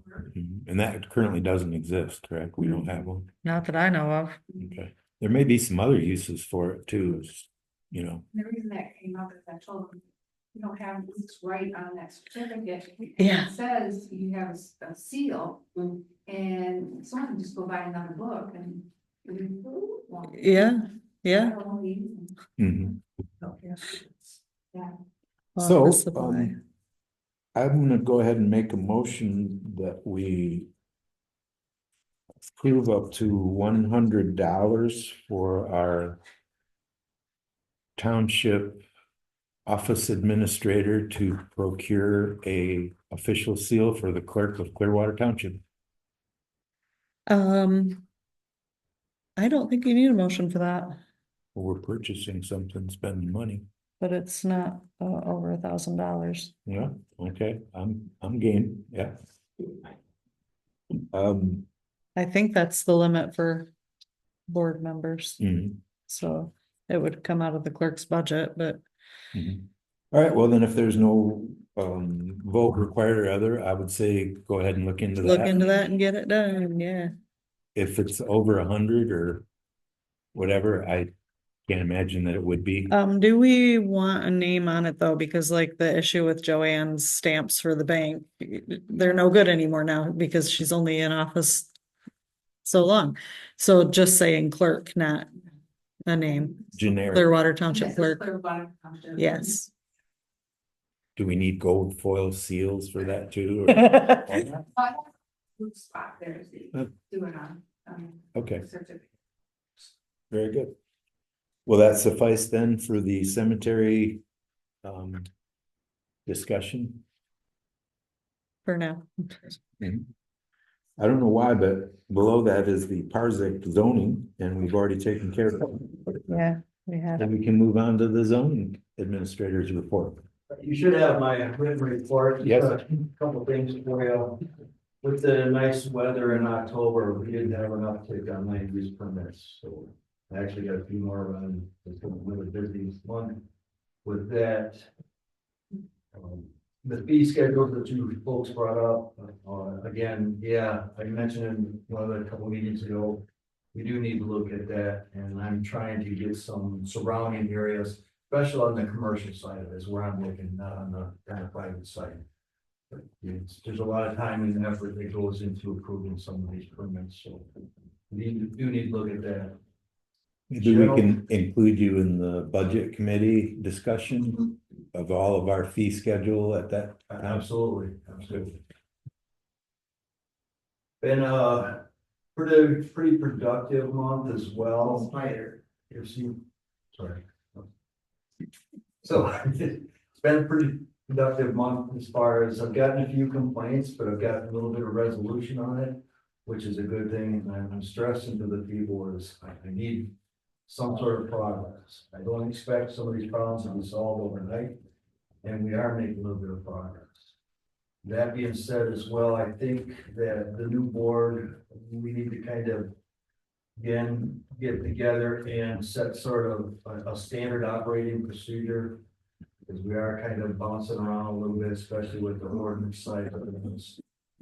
And also it's been 2 cases lately that I've had people as far as the blight with the abandoned buildings. A couple people don't have the means to take care of it.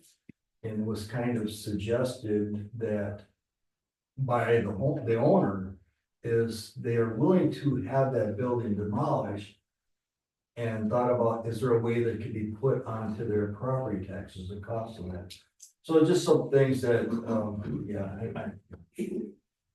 and there's things we need to talk about is all I'm trying to say, because there is some concerns here. I mean, some people don't have the means to take care of some of these problems. So again, I always tell people I'm here to try to help find the resolution. Writing tickets is not always the answer, so we try to address the problem first. Other than that, if somebody have any questions? That's what, Okay, so on the buildings, that are on people's property, they're willing to have them demolished. That could be a good practice for the fire department. some of them, yep. I got, the Valley of Dreams is a good one there. We've done that in the past, actually. Yep, absolutely. And I talked to the owner on that one. He does not live here, he lives out of state. So he's got some local relatives, they don't get along. But that was, yes, that was an issue that was brought up and maybe a viable. It's a good, thank you. Anything else? Thanks. I have one thing to add to the zoning report there, and that is I believe it was December 4th. We have an actual hearing, a second noise violation. So we're going to be testing the grit of our noise ordinance. see how it holds up when we've issued a second noise ordinance or a second violation on someone, so. I'll get back to you on that. I just want to take just a second, this is kind of just off the wall kind of thing, but I appreciate the participation from everybody, and this has been a really organized meeting, and there's been no like outbursts and stuff like that. I just want to say I appreciate that. It's good to have interaction with people, you know, instead of being at each other's throats and stuff. Thank you. All right. Okay, that has to do with the donated light going on. Mhm. Again, over by my house, we have the junkyard that is farming, and it just keeps getting bigger and bigger. And more boats are getting shoved back into the woods back there. And everything, you can't get rid of it, that is never going to go anywhere. And as far as I understand, you know, the guy doesn't care, he'll just pay the fines. And just not clean up, he cleaned up the one corner, so the car kind of looks good. But if you have to drive anywhere past it, you can just see all the garbage. And I don't, you know, when scrapping, you made some money, I understood. There's no money in scrapping. There's no reason to be just letting that stock pile up and up and up like that. Like, there's things I'd like to do at the house, but like, people gotta drive past a junkyard to get to my house. And that is a concern, and that's. Not only am I concerned about that, I'm concerned that these drug addicts are hanging out with them. Spots. And that's why that we need to, the board needs to kind of, we need to put my input to the board to get a resolution there. Because, like I said, writing a ticket is not the answer at this point. No, he don't care, they'll just pay the tickets. I bet He's people already told- know, I don't care, write me a ticket, I'll pay it. Or I won't pay it, I'll fight it. But I'm worried about all the antifreeze and all that stuff from all the boats and stuff getting into my drinking water. Mhm. I love my drinking water, we got the best water around here. And I would like to keep it that way. So, And it gets into our water system, gets into our creeks, into our rivers. It's just sitting back there accumulating, soaking through and. Mhm. And to address your other issue too, about the area that there are planes, I got some ideas on that. I don't wanna let the cat out of the bag, but I'm addressing it. I mean, I keep my eye out there, but there's unfortunately, between my property and the school property, there is somebody that owns a piece, so I keep the cameras up to keep an eye on my end. Cause they have piece of property in between that nobody even. But I encourage people to see things like that, it's suspicious, it's like night, cars going back there, you see headlights back there, call the sheriff's department. They may not send a squad, but we're still doing our part. Okay. Okay, from what I understand, there wasn't a public safety meeting. No, Last month? I'll address that as well, since I'm the chair of that committee. Obviously, there's been a lot going on recently. It's being talked about and discussed again of having our own law enforcement officer of some sorts. And there's several options there, but I think we should not disband that committee at this point. I think the board again should maybe think about this and keep us in mind, because we're a pretty good board and we can offer at least a little bit of input there. So I give you guys a little bit of time to get back on your feet here, and then we'll kind of bring that back up. But you just haven't had a lot of input lately, so we have not had regular meetings, but it's still in existence. Okay. Can I say, am I to understand that, the concerns this lady has, you're working on something to address that? Yes. Okay. And when do you think, you'll have something? For us, Depends on what happens. okay, because, No big secret, I mean, I've got the ability to put cameras in certain areas.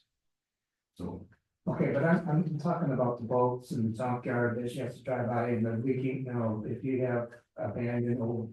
if those type of issues that we know is a hazard to our water, talk to the sanitarium about that. We had a meeting with him not too long ago. Water is life, so as she brought up here. So that is very important, and between the county, DEQ, we had issues like that, we can go that route. Yes. Well, I hope that's something that we pursue. I don't think she did. That. Once the water's contaminated. That's right. The Like cost I of- said, we had a good meeting with the sanitarium about what we don't want in our water. And there's a lot of things that we don't want, and part of that is the hazardous materials out there in a potential junkyard. Yes, thank you. Yeah, thank you. I consider that a priority issue. So in other words, we're gonna get a bigger stick. Instead of the pot, yeah. But and again, that's why I need people's input. I mean, if you see the car out there and you see them, putting a hole in the radiator and getting dumped to the ground, or you see them dumping, a container of oil out there, it needs to be brought to our attention. And then I can take it to the next step. Thanks. Mhm. Okay, moving on. Sheriff's Department, we've already received the sheriff's Yeah. report. That was the deputy's report. This is the monthly report from the sheriff, Mhm. which is, I don't know why it's different, but Yeah, it should probably be combined, I think, maybe. I think it has been in the past. I looked at that. I saw one drug overdose. Mhm. Quite a few larcenies. This is just for October. Yes. Yes. Do they put on that, which is on our 10 hours a week that they give us? Is there anything on there? I didn't see. Not on this I report. had a good discussion. The officers that responded. Yeah, yeah. I had a good discussion, and there's always kind of been a little confusion about that, but I had a good discussion with Patrick Whiteford today.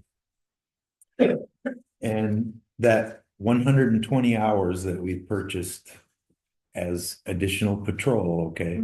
And when he comes in and says, oh, I worked 47 hours in the township, right? Our portion doesn't ever change. We're still paying the same amount. We're not paying any overtime or anything like that. He's just accounting for his time, saying, okay, I was here, this was done. So there's really no like going over, okay? Now, one thing that he did mention, and this makes perfect sense to me, is during the winter, he may scale back a little and, he may only be in the county 8 hours for a particular week. But then when summer rolls around and the volume of people and violations go up, he spends more time in the county. So we're paying for 120 hours additional for the year, and it will vary. Sometimes he'll be here 50 hours. So They're here pretty much every day. When you look at Right. that, it's like, and we got a busy township. And to emphasize it, if you call, they come. Yeah. Whether or not they've already got 47 hours in the Yeah. week or whatever it Yeah. is, they're still gonna come. That's the cones. Right. I'd also like to make a recommendation regarding there's a contact between the sheriff's department and some sort of liaison on the board. And I don't know if Mr. Supervisor wants to do that or think about somebody that would kind of be that liaison, because it'd be nice to have that go-to concerns. Mhm. Something to think Are about. you talking about like an appointed position, I don't know if it's necessarily have to be appointed, it could be, a board member. additional duty of the zoning administrator or?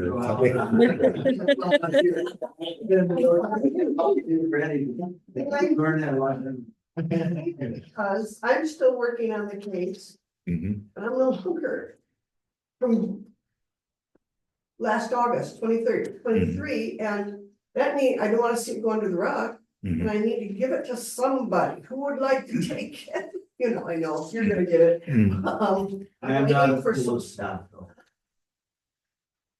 Mhm. Um. Why don't we think about that a little bit? I mean, that's a commitment. So I think maybe we should discuss it and just, look into it a little bit. I'm not necessarily saying that I'm opposed to that. I kind of see some good points to it, but I'd just like to kind of think about it a little bit. And maybe the board, next month, we can bring it back up. So we're gonna look at having a liaison. A contact person, like right now I'm the road commission appointed or the township appointed road commission representative. I go to the road commission meetings and I report. Okay. So I'm kind of like the go-between between the road commission and the township. So he's suggesting that we have a similar position for the sheriff's department. With the police. So we're dealing with one person going back and forth rather than 5 or Okay. however many. That makes sense. And they appreciate that too, because Yes. there's just so much communication coming Confusion. in. Yeah, it's like playing post office. They're like, I can't do my job because I'm answering questions all day long. The same questions. Mhm. Yeah, and the repetitiveness. Yeah. So yeah, let's think about that, chair or table it and maybe bring it back up next month. Imagine that, the road committee is up. All right, I do have a written report I gave to everybody. Through somewhere.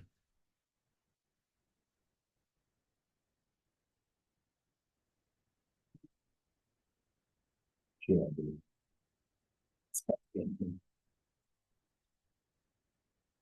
Do with your paper. You want mine? Yeah. Save you all 5 seconds.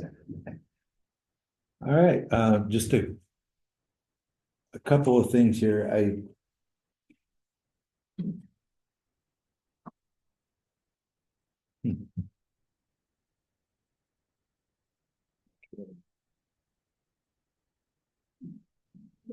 All right, I have been the chair of the Township Road Committee, just simply because it kind of fell into my duties as the road commission rep too. But given my current status here, I'm going to relinquish the chairman position and make a recommendation that we appoint Andrew, who has been on the road committee since its inception. He's currently a employee of the Kalkaska County Road Commission, and he's got a lot of good inside information. He's, on top of a lot of things. When we talk about a specific road or something in the township, Andrew knows because he's the one out there plowing it and grading it and whatever, doing, different maintenance on it. So, I would like to make a recommendation to the board that we allow me to resign as chairman of the road committee and that we appoint Andrew as the next chairman of the road committee. Is that a motion? Yes, that is a motion.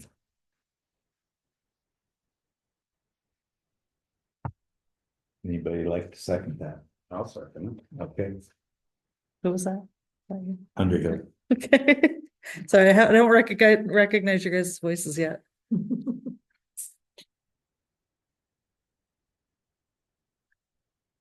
All those in favor? Aye. Aye. Okay. Well, Andrew, it's up to you now. All right. All right. Congratulations. I'll just add that it would be impractical for him to be the road commission representative because he's actually working at the road commission during the time of the road commission meetings. So I'll continue to do that. And I encourage people, if you're interested in what's going on in the whole county involving roads, attend a couple of those meetings. You learn a lot in there. They really, they do a lot. We don't realize everything they do, but there's a lot going on there. They just recently won an award for the second year in a row of 0 accidents and 0 hours reported lost time, you know, for work-related injuries and stuff. You know, well, it's very rare that any road commission receives that for a year, but these guys did it 2 years in a row, so that's probably.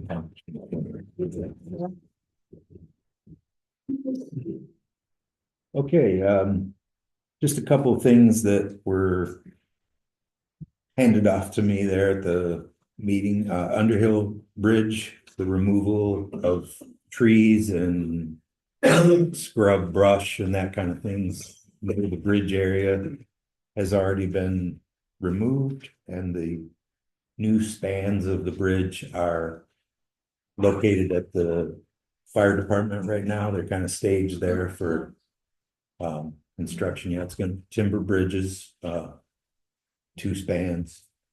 It's gonna be quite good when it's done, but I'm told that the removal of the existing bridge could start almost any day. They have the equipment staged there already, and I spoke with a guy from Elmer. okay, They need me to sign something in case they need to store equipment on that too. Mhm.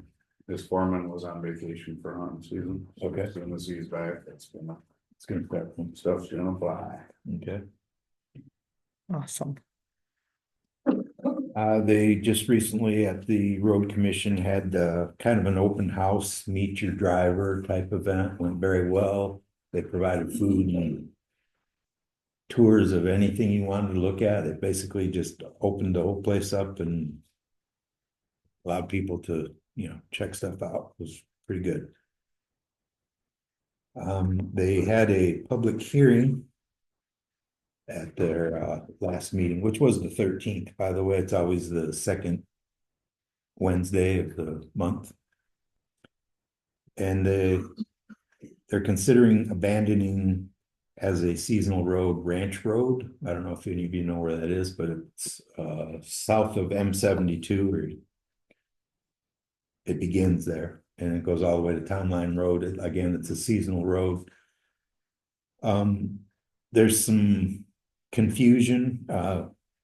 One of the homeowners in the area where they're talking about abandoning it is a realtor, and he had a whole stack of deeds there, and he's kind of representing some of the owners, and they claim that on their deed they have a private easement, and that the ranch road that currently is being used there should be abandoned. So there's property owners more to the south that are a little worried that they're going to lose their access and that kind of thing. However, many years ago, like 20, 30 years ago, there was a straight shot where instead of, and this is 204 yards south of M72, the current road comes in and it kind of weaves through these people's property, but for some reason 30 years ago, the straight shot right to M72 was abandoned because nobody was using it. They were driving through these other people's property. So there's some confusion going on there, enough that they had to postpone actually having a vote on whether or not to abandon it because of the easement questions. And they're looking at deeds and different existing language on the portion that the county owns.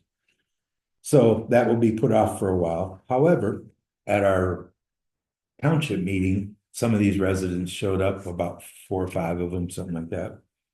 And they are suggesting, and we kind of agreed when we pulled it up on the big map, it kind of makes sense to reopen up that straight shot. That would avoid people having to drive on to the curved portion where people have been driving.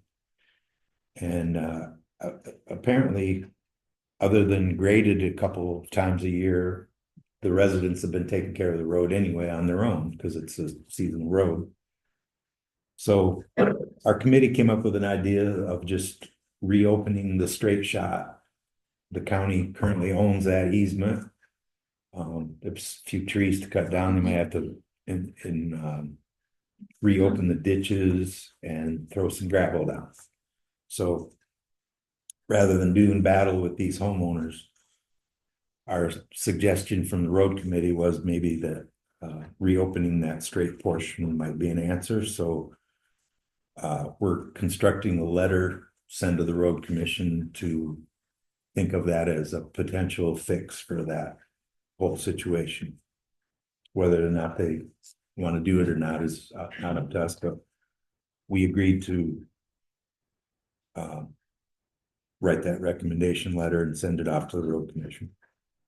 Hoyles and Zimmerman Road, some of you know both of those roads, pretty bad shape. They've been that way for a lot of years. We recently had a $2 million 4-year approval of a road millage. And from the calculations that I did, we're gonna receive about $1.5 million over the next 4 years to specifically for roads. And about half of that is gonna be used to do Hoyles and Zimmerman Road. We're gonna put a 2-inch overlay over Hoyles Road, and the Zimmerman Road project is a little more intensive. A lot of areas need to be rebuilt, reconstructed, that type of thing. So we have, with help from our previous supervisor as well, Tom Backers, we've got a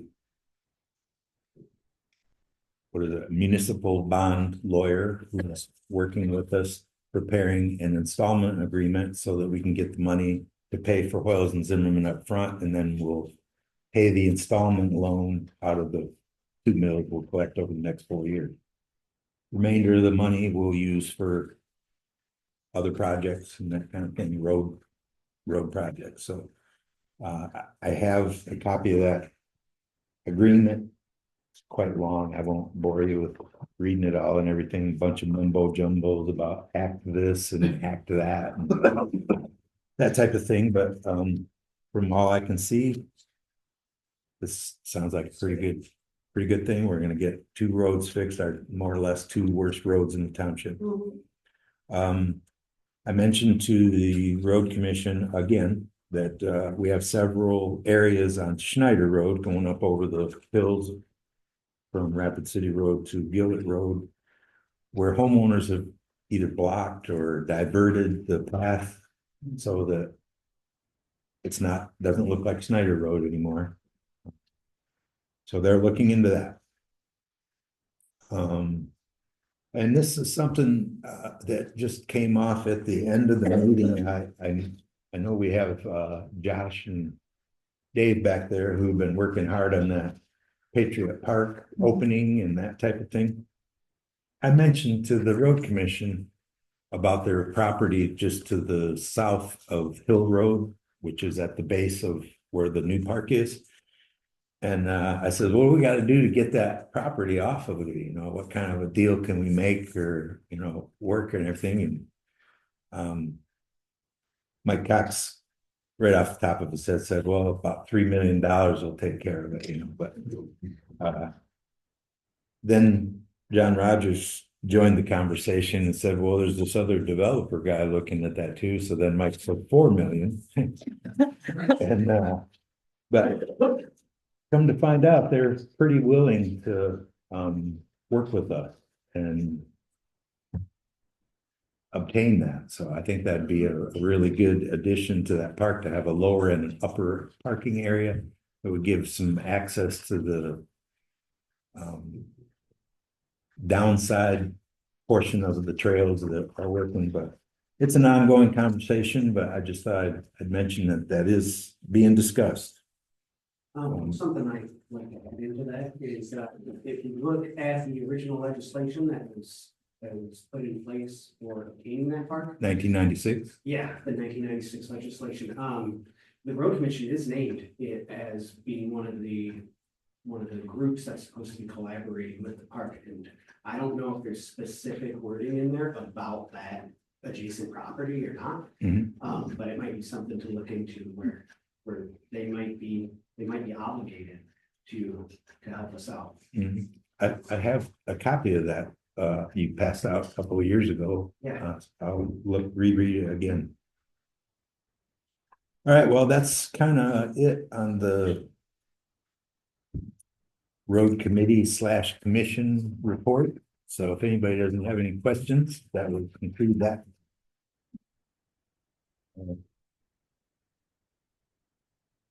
Next up would be Parks and Rec. See if we can, I do, like, I wanna know where are we at on this, oh. purchase okay, agreement thing? Just to back up on the Hoyles and Zimmerman Yeah. agreement, both of those projects have been sent out for bids. We're waiting to get a final price. When I originally did it, I got just a general price quote from the road commission on, a 2-inch overlay for 0.7 miles. And our figures came up to about, I think, $737,000, but we're waiting right now for the bids to come back from the contractors that will actually do the work. So that's, a relative number. Like I said, it's about half of the 1.5 million we expect to collect. Do we need that before we move ahead with this? Yes, we have to have the actual cost of the Okay. project before Okay. we can Okay, get the total on. this is just in waiting still. Yep, Okay, yep. thank you. And it's already been prepared. We have the language and everything in place. We're just waiting for the final price. Awesome.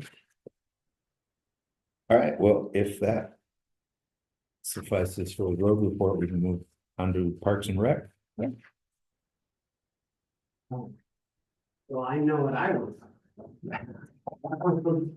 And I know that, but I really want to have a good relationship with the board here and make sure that we're collaborating on the highest efficiency, I know with the previous board, that's some confusion. That was really before I was involved in the Parks and Rec Committee.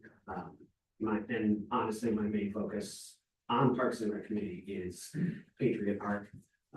So I have a little bit that I'd like to talk about there. The community during our opening, which was very cool, it went well. We had some weather issues, but other than that, it went well.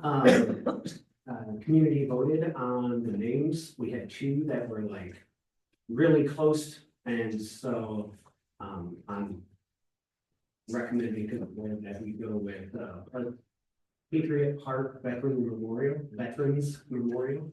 My mom made it clear that there should always be an S after veterans. And so if the board can approve that as an official name, we can move forward and get signs made and all of that sort of stuff.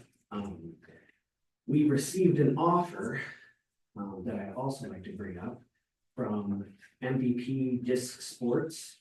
It's essentially an unofficial partnership with them. They're a Michigan-based disc golf manufacturing company. They make discs, they make baskets, they make bags, all that sort of stuff. But they have offered us 20% off of their retail price for their baskets.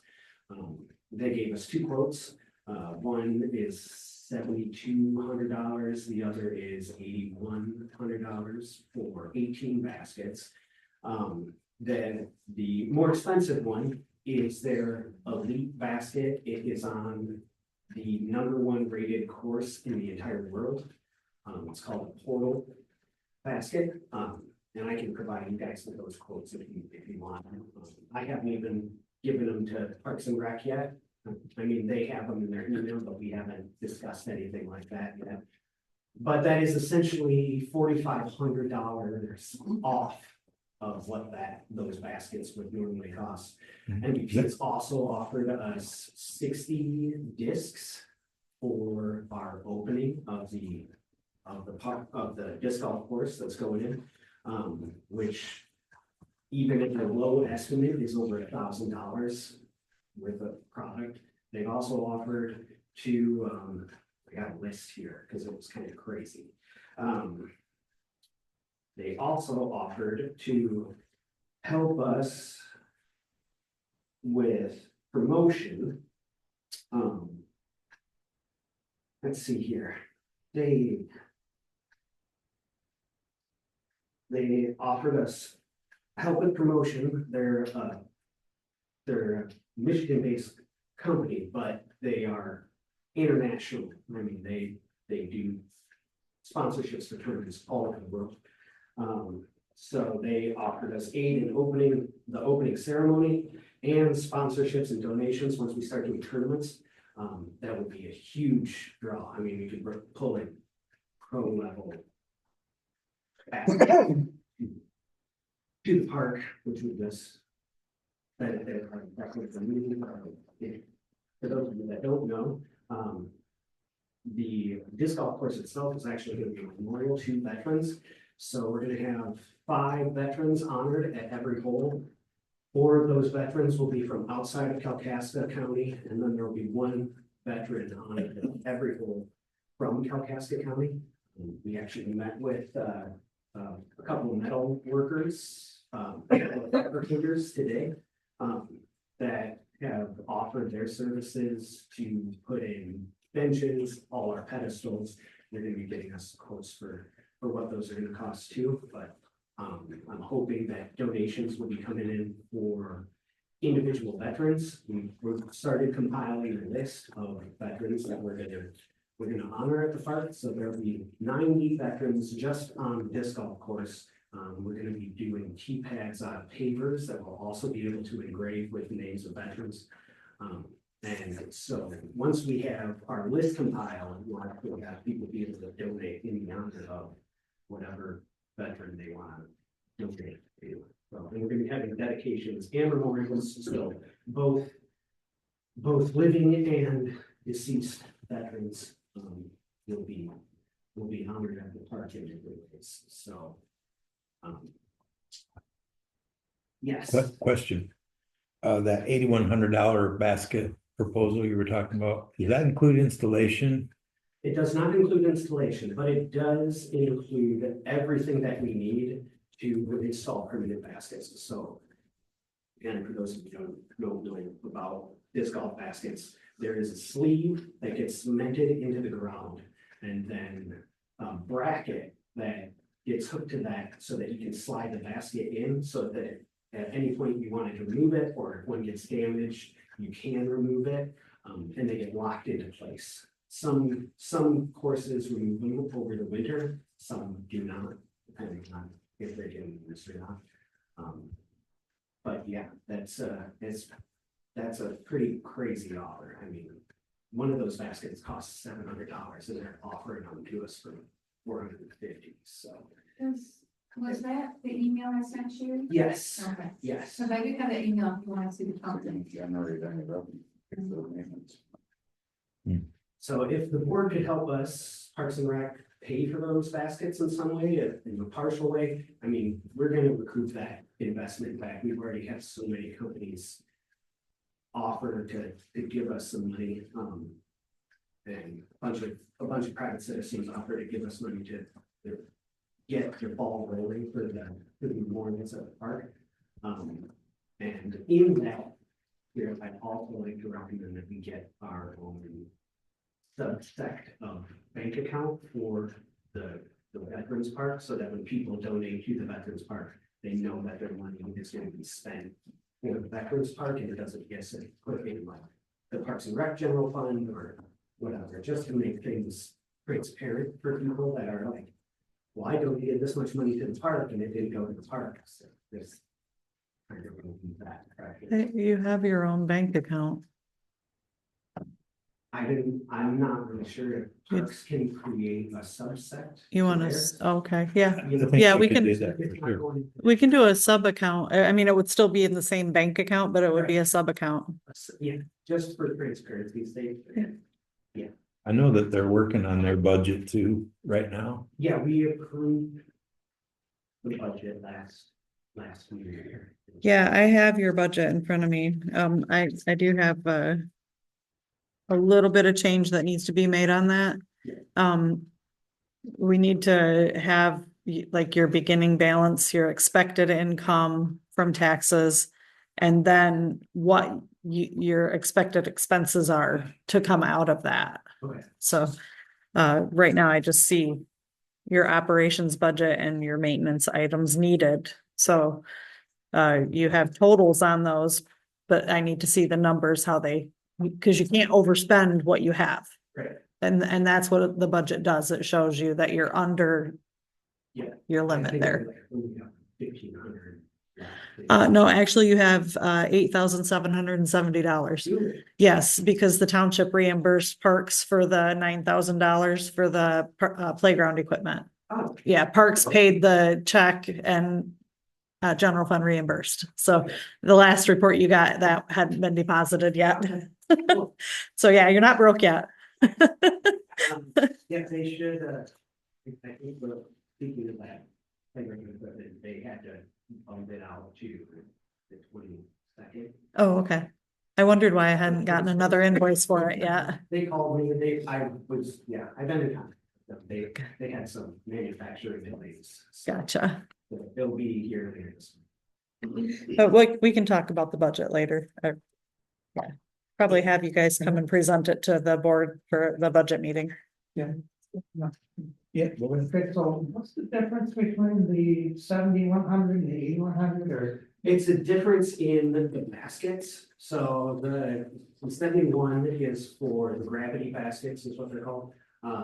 There's 6 less chains in them and 2 less rings. So a disc golf basket is made up of an outer ring of chains that hang down to catch your disc as you're throwing it in, and some inner rings of chains that are hanging on the inside of that outer ring.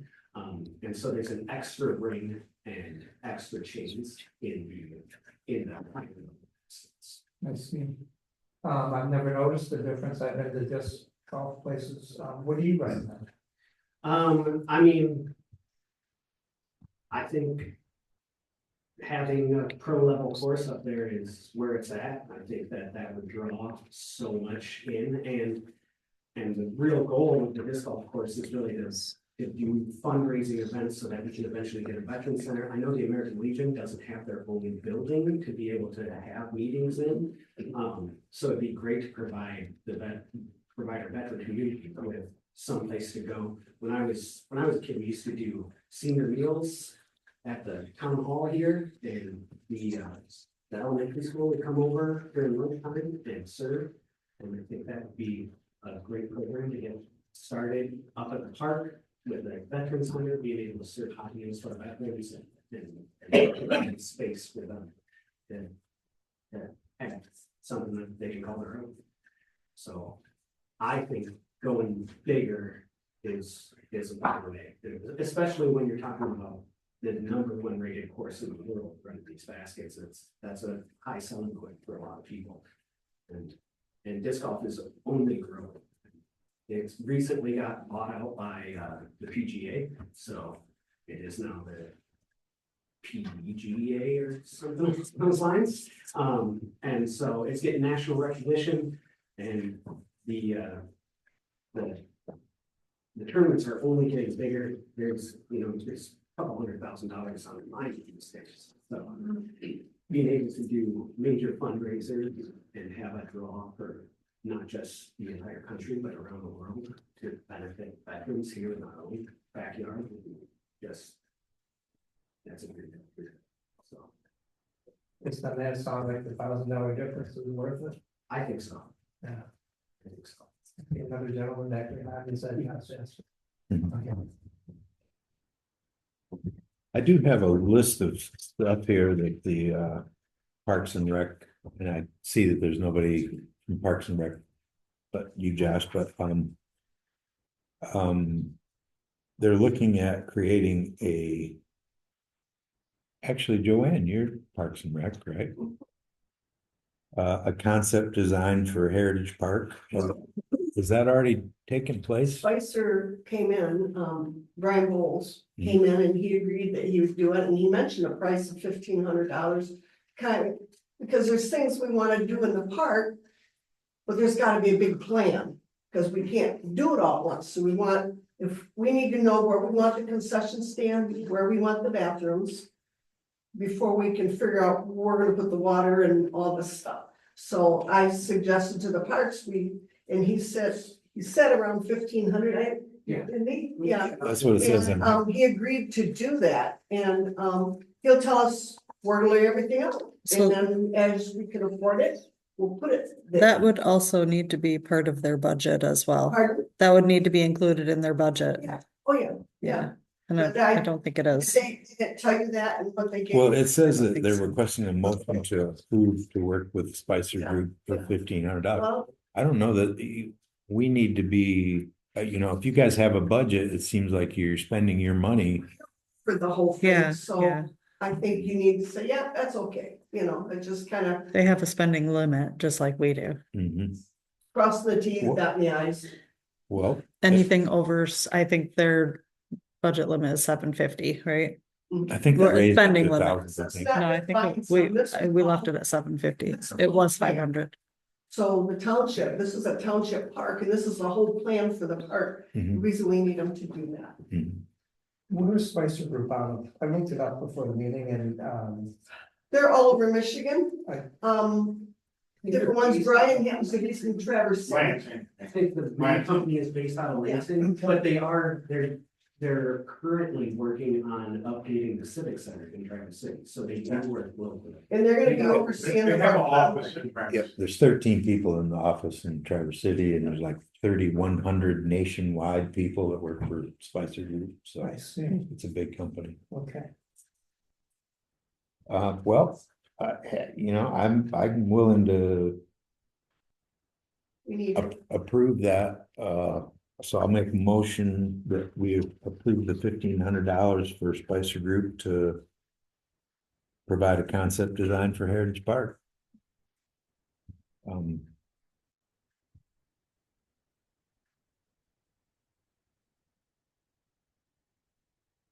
You guys already have the money now to do that, so.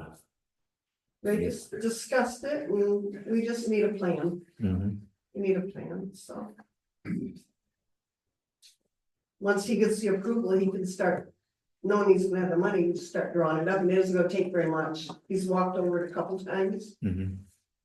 Well, some of the existing stuff isn't gonna move, so I mean, That's true. it's Yeah, just- that's- What happened is, according to Tim, everything got done, they had an idea where they're gonna put the concession stand, but back then they thought, we'll just put a concession wagon there and see if it works. And then nothing ever happened after that. But now when we're wanting to add other stuff, like the playground, we need to know where everything is gonna be, because that is fixed. That's a lot of money for a playground. You're not gonna move that and say, oh, we decided we wanna put the concession stand there. Right. We've got to figure that out. I'm in agreement. I have a motion on the floor to approve that $1,500. If anybody'd like to second. So,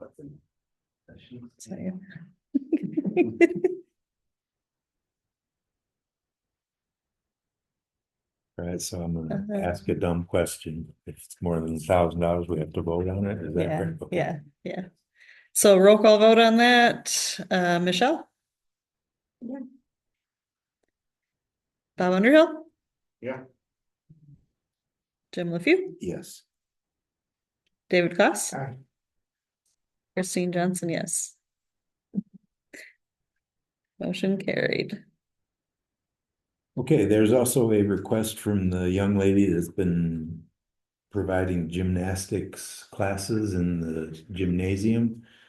We've talked to her and we've located some space under the stage, the gymnasium. There's two rather large areas on either side of a blower unit or a vent unit or something. But we're working on cleaning that out. There's some old hockey equipment and things that look like they haven't been used in 20 years in there, but it's a pretty big area. And she's already looked at it and a good majority of her stuff fits, so we're gonna clean that out for her and allow her to use it. We have an issue with that. being that there have been other groups that have requested to be able to store their equipment at the hall, and they have been denied. Personal items stored there, not property of the township, Mhm. creates a liability, because if anything happens to their equipment, we're responsible. It's in our building. Our insurance would have to cover that. So if we can get her to sign a waiver on that, you think it'd be okay? That even, I mean, yeah, that would cover that part of it. However, it's not fair to the rest of the community that wants to store their equipment there. You have basketball teams that come in, you have pickleball players that come in, you have soccer, all kinds of groups that want to keep their stuff there, and you can't let everybody.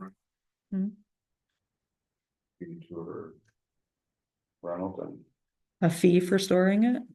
Possibly. Angie has more to say on that. Yeah, I do. I've told other people like wrestling groups that you can store there. So we have a lot of groups that come in with a lot of children. They're gonna get on those mats. I'm guaranteed you, they're gonna get on those mats. And I feel like if it's out in the community, they let one person store, how can I tell another person they can't bring their stuff in? Mhm. Because I had a lot of people wanting to do things, and I'm like, no. And then you got, Craig has to clean all around it all. If it's damaged, doesn't mean that someone can't come back and do a civil suit. Even if you had that waiver. May I speak? This is under the stage where no one's gonna see it. Well, can I give you more? Yeah. I already let her come in free for an hour on Friday night, set up and leave the stuff there overnight. She didn't mention that to you. So that's what I did to try to help her, because I know she's trying to start a business. It is per profit. And I know she's doing a good thing. But I just don't think it's a good idea to start storing stuff, because then it's gonna be my responsibility to keep track of it. And I'm telling you, those kids are everywhere in there, and they're gonna be on those mats and they're gonna be damaged. The mats won't be on the public. They You will be can't under fit them the all in there. stage. Can't No, fit 'em all no, in she there. just wants the big stuff, Well, the it's easy, big just stuff not. under there, That's easy. where she just has to keep bringing that in the back of her car and all that. I know, but then if someone else in the community comes in, I wanna tell them no. And only she gets to do it, because they're gonna have a gym full of stuff. Well, I figured pickleball and all that you just carried on your back, you know, this is just big equipment, it's not all of her stuff, because it won't hold it all. I don't, me, myself, I don't recommend it, and I'm the one in charge of it, I don't need to be the bad guy, but I have to be fair. And if I say no to one person, I gotta say no to And another. it is Angie who deals with rentals, so. No problem. I mean, I'd love Yeah, to do she it, had but to pay rent to be able to put it there. So I don't know what you want, it's, well, It is she's kind doing of a nice service to for have the stuff community. I think what we need to do, It is, trouble. it I is. think the wise thing here would be to come up with a policy and adhere to the policy. I think right now we have no policy to allow for storage of personal that would be good. or business stuff, so. But if you do that, then, you know, I had people that were running tables and taking them, I stopped that because there was tables coming back missing, they were dirty, Mhm, you know, so. right, I they're had for the to use of that building. somewhere, like I said, you know, just too Well, hard to keep up with. As much as I like what she's doing, and I really appreciate, you know, her doing Absolutely, it. and we want to support her as best we can. Absolutely, but Personal opinion is that maybe we shouldn't do it because it's a liability. I agree. Until we come up with a particular policy to the otherwise, I don't think we should do it. Yeah, and then. Or even addition, you know, when we get the addition done. Right, You wanna charge a rent for it, let me know, but, it'll be locked up, it'll be your responsibility. But you can't leave any mats out. Those Oh, kids come sure, in, that. play, well, that's what she's telling me, I heard her say the other day, she couldn't put it all underneath her. And I thought I was trying to help out by giving her a free hour on Friday night to set up, so I know it takes a lot of work, okay? Hmm. Yeah, Andrew, she did does you that. have some? Yeah, I was saying that it's a town's emergency. If there's the shelter, that's, I mean, you're gonna clog it all up, you're not gonna have a shelter. True, true. Has she reached out to the school to see if She could used to have do it dinner? at the That's school. up to the school. Yeah, she carries us all over the place. It's nice to have things in the community for kids to do. Mhm. Yeah, I applaud what she's doing. I just don't know about the It liability. is wonderful thing. But if they do it at the school, they allow them to do it at the school, maybe because it's a business. Like she's earning money off of the business, that's probably the thin line there. Yeah. Agreed. All right, so then the next item, we have a request from Parks and Rec to have not necessarily a special meeting, but just a time when we can get together and discuss how we want to, approach each other and who can spend what and, that kind of thing. It's been kind of a gray area for some time. Yeah, I've tried to clarify that with Kelly. I mean, I sent her a detailed list of how this operates, Yeah. from point A to point B to point C, and this is back and forth and Maybe a good thing to do would be to invite them to the Yeah, budget meeting and then we maybe, can yeah. kind of share that information there. Sure. So let's do that. I would also like to go ahead and make that motion to approve the name Patriot Park Veterans Memorial. I'll second that. All in favor? Aye. Aye. Approved.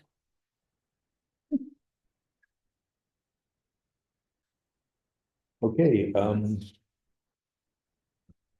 one other quick thing here, Veterans Day was a success in my book all the way around. I thought it was great.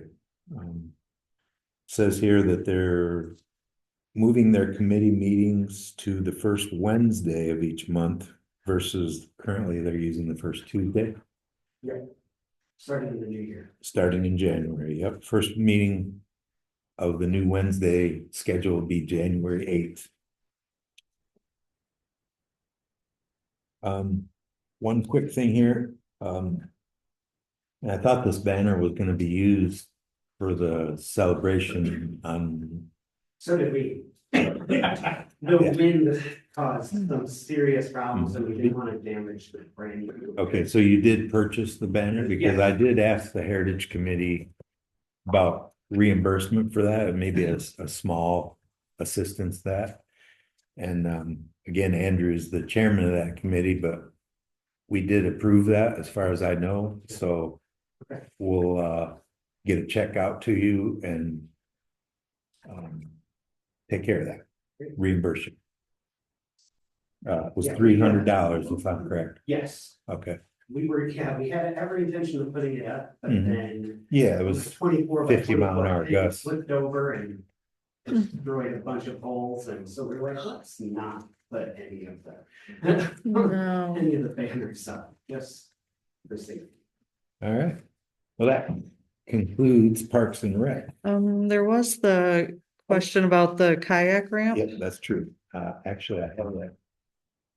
Have some drawings and kinds of stuff here. I was at Parks and Rec meeting. That was Ryan, right? Yeah. Mhm.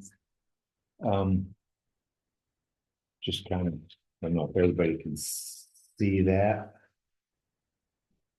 That's a proposed sign for the road endings. From what I understand, Ryan's donating 2 of those for the Lake Street access and then. Yes. There's a Put material, everything on one side. yeah, cost of material, Organize it. yes, That's down one for side. each one of the. Water accesses or whatever. Cost of materials per sign is $375. The labor is $200. They're 7 foot tall, 6 feet wide. And I'm trying to find the total amount they were looking for. Thought I had that. Yeah, I didn't bring that. It's a. Should be able.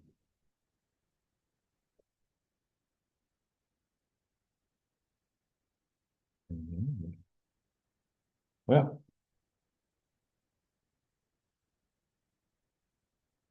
So it's 575, how many sites? yeah, he's gonna donate 2 of them, and there was, I believe, 9 more. We have a, was it, What are? I don't know. Well, the signage that we currently have is nearly all faded, the wording is outdated and doesn't necessarily. At Lakes, at Lake Street, there's signs here and there, different ones, and he just, on the bio access, he would like to fix something that looks nice, they're all on one instead of here and there on a board, basically. This is for public access, is that? Yeah. For the lake access. Yes, he'd like to create that for us. I knew around the. On the bayou, and I think he mentioned. Both sides, both sides. Yeah, both sides.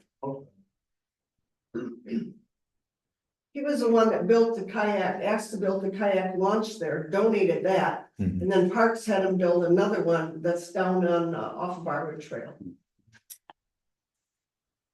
Yeah, and I don't have the amounts of actually how many, I believe it was 9. So all down Crystal Beach, all the water access? All the water access. No, there's There's a, 7 lake accesses. is that what it is? Okay, so I think there was 9 signs total. They And let 2 of them from he the was good, river, yeah. 2 of them he was gonna donate all of. I don't necessarily think that they're approving or asking for approval of that right at the I moment. think there but was a need for approval for him to apply for the Eagle permit for the ramp, For extending the. to make ramp. that a permanent ramp. What it is there's a significant mud area or silt area. And that doesn't allow for the paddle boarders to use the ramp because there's just a little chute out the end. So he wants to extend it, which would allow a little space on either side for paddleboard people to launch from the same thing. But to do that, we need to apply for a DEQ permit or DNR or whatever, Eagle, whatever it is. And so he's just asking for permission to apply for that, but requires 2 things: permission from the neighbors on either side. He is one of the neighbors on one side, and he has permission from the other guy. But the other required thing is that the township has to approve the request to apply for the DNR permit. So I'll make a motion that we allow Parks and Rec / Ryan Williams to apply for the necessary permit to extend the kayak.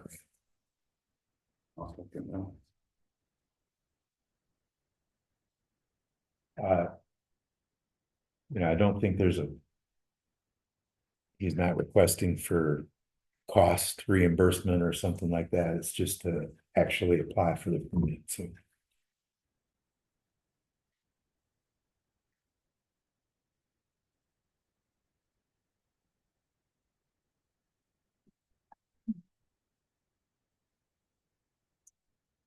You did say that you're looking for approval from the neighbors on both sides, and he's one of them. He's one, and he's already received permission from the individual on the other side. The other side is like Airbnb or there's the duplex there without her. That's Ryan's. That's Ryan. Oh, that's okay. He has The other guy, like a okay. garage, boat garage. Yeah, and yeah. That's his property, yeah. Yeah, I think so too. I'm just wondering why permission would be needed. From that, I mean, if it's an access site, that's already been. Eagle requires that. Yeah, okay. I understand that part. Because it's, Eagle requires the neighbors on each side. Yeah, they want to be upfront with everybody. Yeah. I see, I didn't know that. Okay. That makes sense. That makes sense. Okay, is that a voice vote or? Not spending any money. I think that would be just all those in favor. Aye. Aye.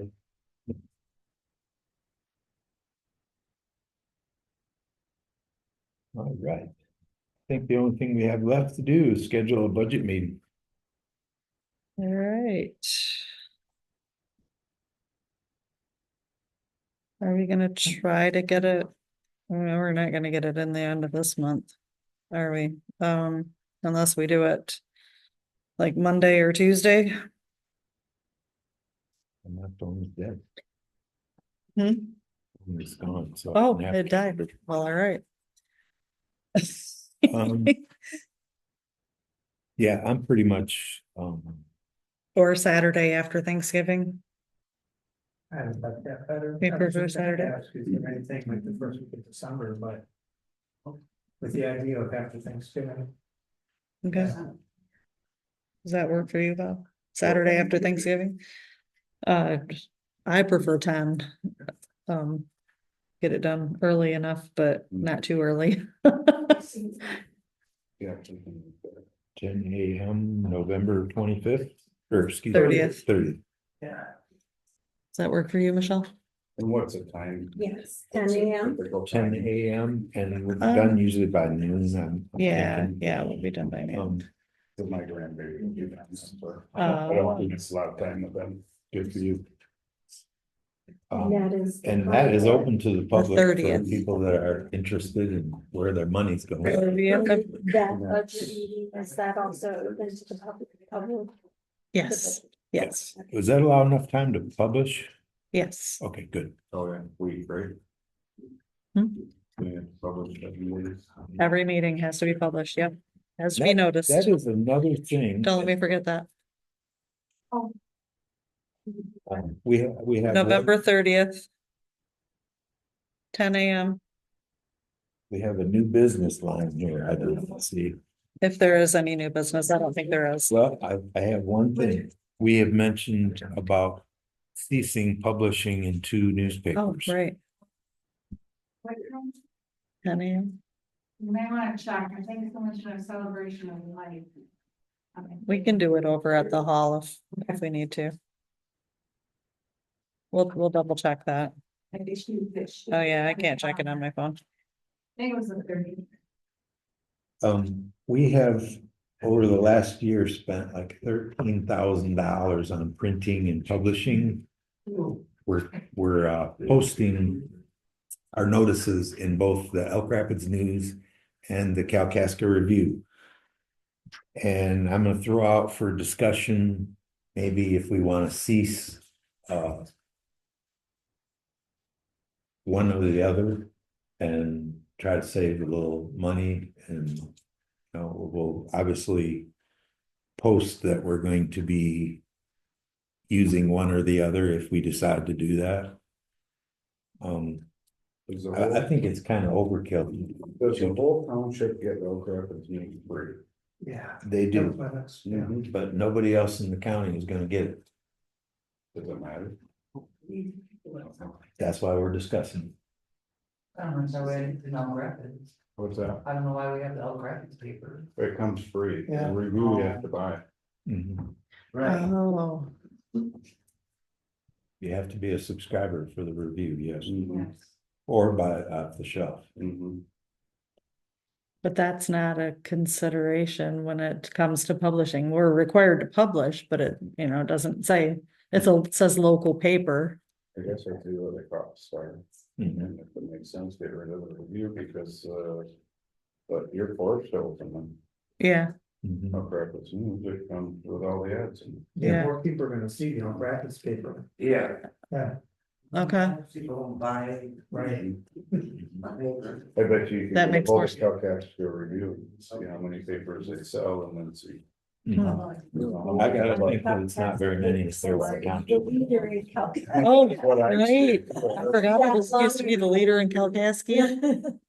So I'm gonna make a motion that we cease from publishing all notifications in the Kalkaska Review, and maybe reserve the opportunity that on specific instances, we may choose to do it, but not necessarily every posting. So if we have something extremely important, or maybe something that might affect other residents in the county, like passing our master plan. Is that including our minutes synopsis? Yes, I would think, yes.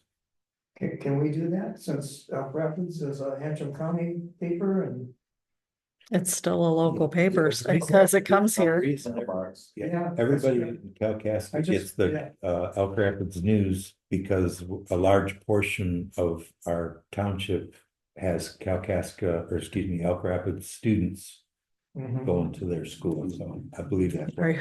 I was one of them. All right, I will second that motion. All those in favor? I Aye. don't think there was any opposed there. All right, that's the only new business I can think of, so, Hey, Jim, yes, sir. if I may, I was just gonna say public comment would be next. Go ahead, Dan. this might be fall under your new business, so that Okay, sometime in the very near future, I'm going to need at the planning commission, a member of this board appointed as the ex officio Yep. member to the. I've already taken care of that, and I nominate Mr. Bob Underhill to be the planning commission representative. He has graciously accepted, Very good. and if we want, we can do that right now. Yeah, Sure, might as well. so that's your I'll make motion. that motion. I'll second that. Good call, Dan. All those in favor? Aye. Aye.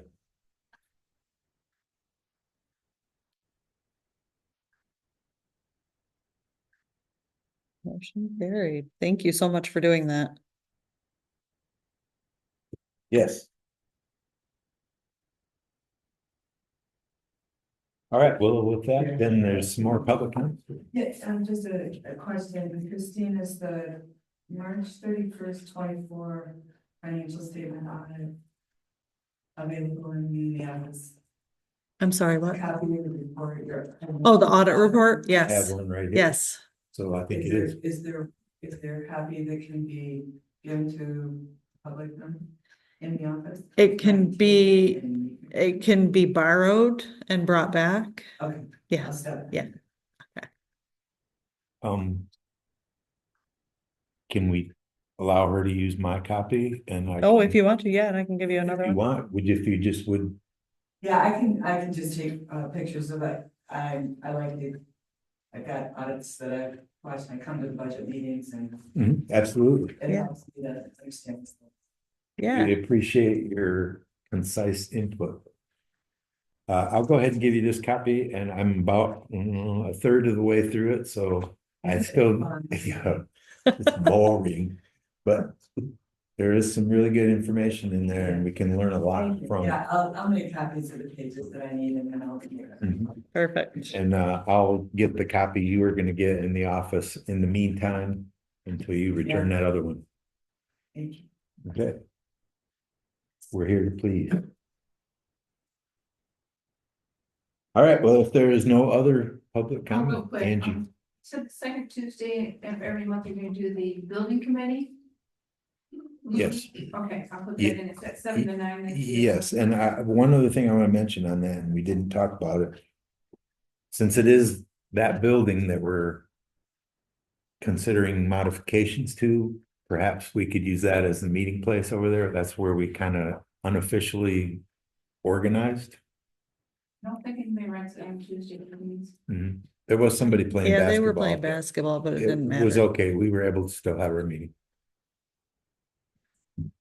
We're on the stage. Mhm. Yeah, sometimes, I think there was one guy that took it one night. And then he changed his time to a different day and time, so. Mhm. not So again. when we post that in the Elk Rapids News, we'll want to put in there that the location is the gym stage or however you want to word that. And then on the 30th, there is somebody in here from 1 to 4, is the meeting gonna be 12? Oh, we'll be done by Be then. done by it. Right. Oh, thank you for checking that. Any other public comment before we wrap this puppy up? Yes, sir, Jeremiah. Real quick, I love the idea of having more parks. Question I would have about the parks and the name, what the selection criteria for that? Is there an order of merit for that? Oh, for the memorials? Yeah. We don't really have a criteria as of yet. We're still gathering these. But I'm I've been good at accepting anybody's recommendation for dedications or memorials, so, and as the opportunities come to construct these memorials, whether it be via the disc golf course or benches or pavilions, I'll reach out to the contact individual that I can make a database spreadsheet thing so that I know name, rank, years of service, and their contact, so that I can get hold of whoever, once we're in the process of constructing one, to say, is this something you'd be interested in for your particular veteran, or would you like to wait for something else or something along those lines? So. In my other, it's related, I guess, to parks and recs. It keeps getting more and more parks getting up and up, which is a good thing. Well, when are we gonna fix Freedom Park? Those bridges, the walkways, we have a very unique park there. I agree. I don't have my phone operating. Question, so I don't expect an answer right now, but then we other things like, when are we gonna take care of Freedom Park? I've been asked to quote handrails and serve and all that. Okay, That's well, that part- was bad. Yeah. The reoccurring graffiti, some, you know, playground equipment, we just took out, you know, ball diamond there. I mean, we got some space, we got availability, but it's amazing, the river going through that is unique, you don't see many river parks like that. Bel Air is one. Amen. Yeah, I hear you. It's a gem. Yeah, It really I is. can tell you that we're currently waiting on the grants. So we've applied for a couple of grants, and so. The plans are there. The money's not. Around January. Yeah, and we've also been in conversations with the Rotary charities, and they've been really interested in helping us. We've got to take a few steps with them before we can get some money in, but things should be happening here in the next year. Are we supposed to? John, can I make a suggestion? Yeah. How we look at the camera? Joe Short. Uh, I work. yeah, there actually is some cameras in Freedom Park right now. We're trying to catch some things that are going on. Recommended that. I thought they had bought a camera. Yeah. More Yeah. than. Well, he always said he wanted to put some money back in. Yeah, They're- people they're were being- throwing away their human waste in the trash. James, so. I thought about putting So, cameras yeah, back here. that's- You know, I that's- feel like- We have a camera in the backyard. I'll get you all. Yeah. We need one that's pointing this way though. Ours is pointing at the garage, so. One last thing. Oh, sorry. One last thing, I would just say there's some openings on Parks and Rec. If you're interested, they meet the first Tuesday of the month. Right in here at 6 o'clock, is that correct? Yeah. It's going to the second Wednesday. Yeah, that's right. It's going to the second Wednesday, but there's still have one or two, Will be on these and then. but they have openings, so I would encourage you. All right, if there is no other public. Oh. The Friday was on Mondays, and 22 not on Mondays, so thanks. Are we adjourning? I've got 9:54. Adjourning. I'll make a motion. we adjourn. Motion to adjourn, 9:55 PM. Keep keep your doors locked. Yeah. Thank you, Susan.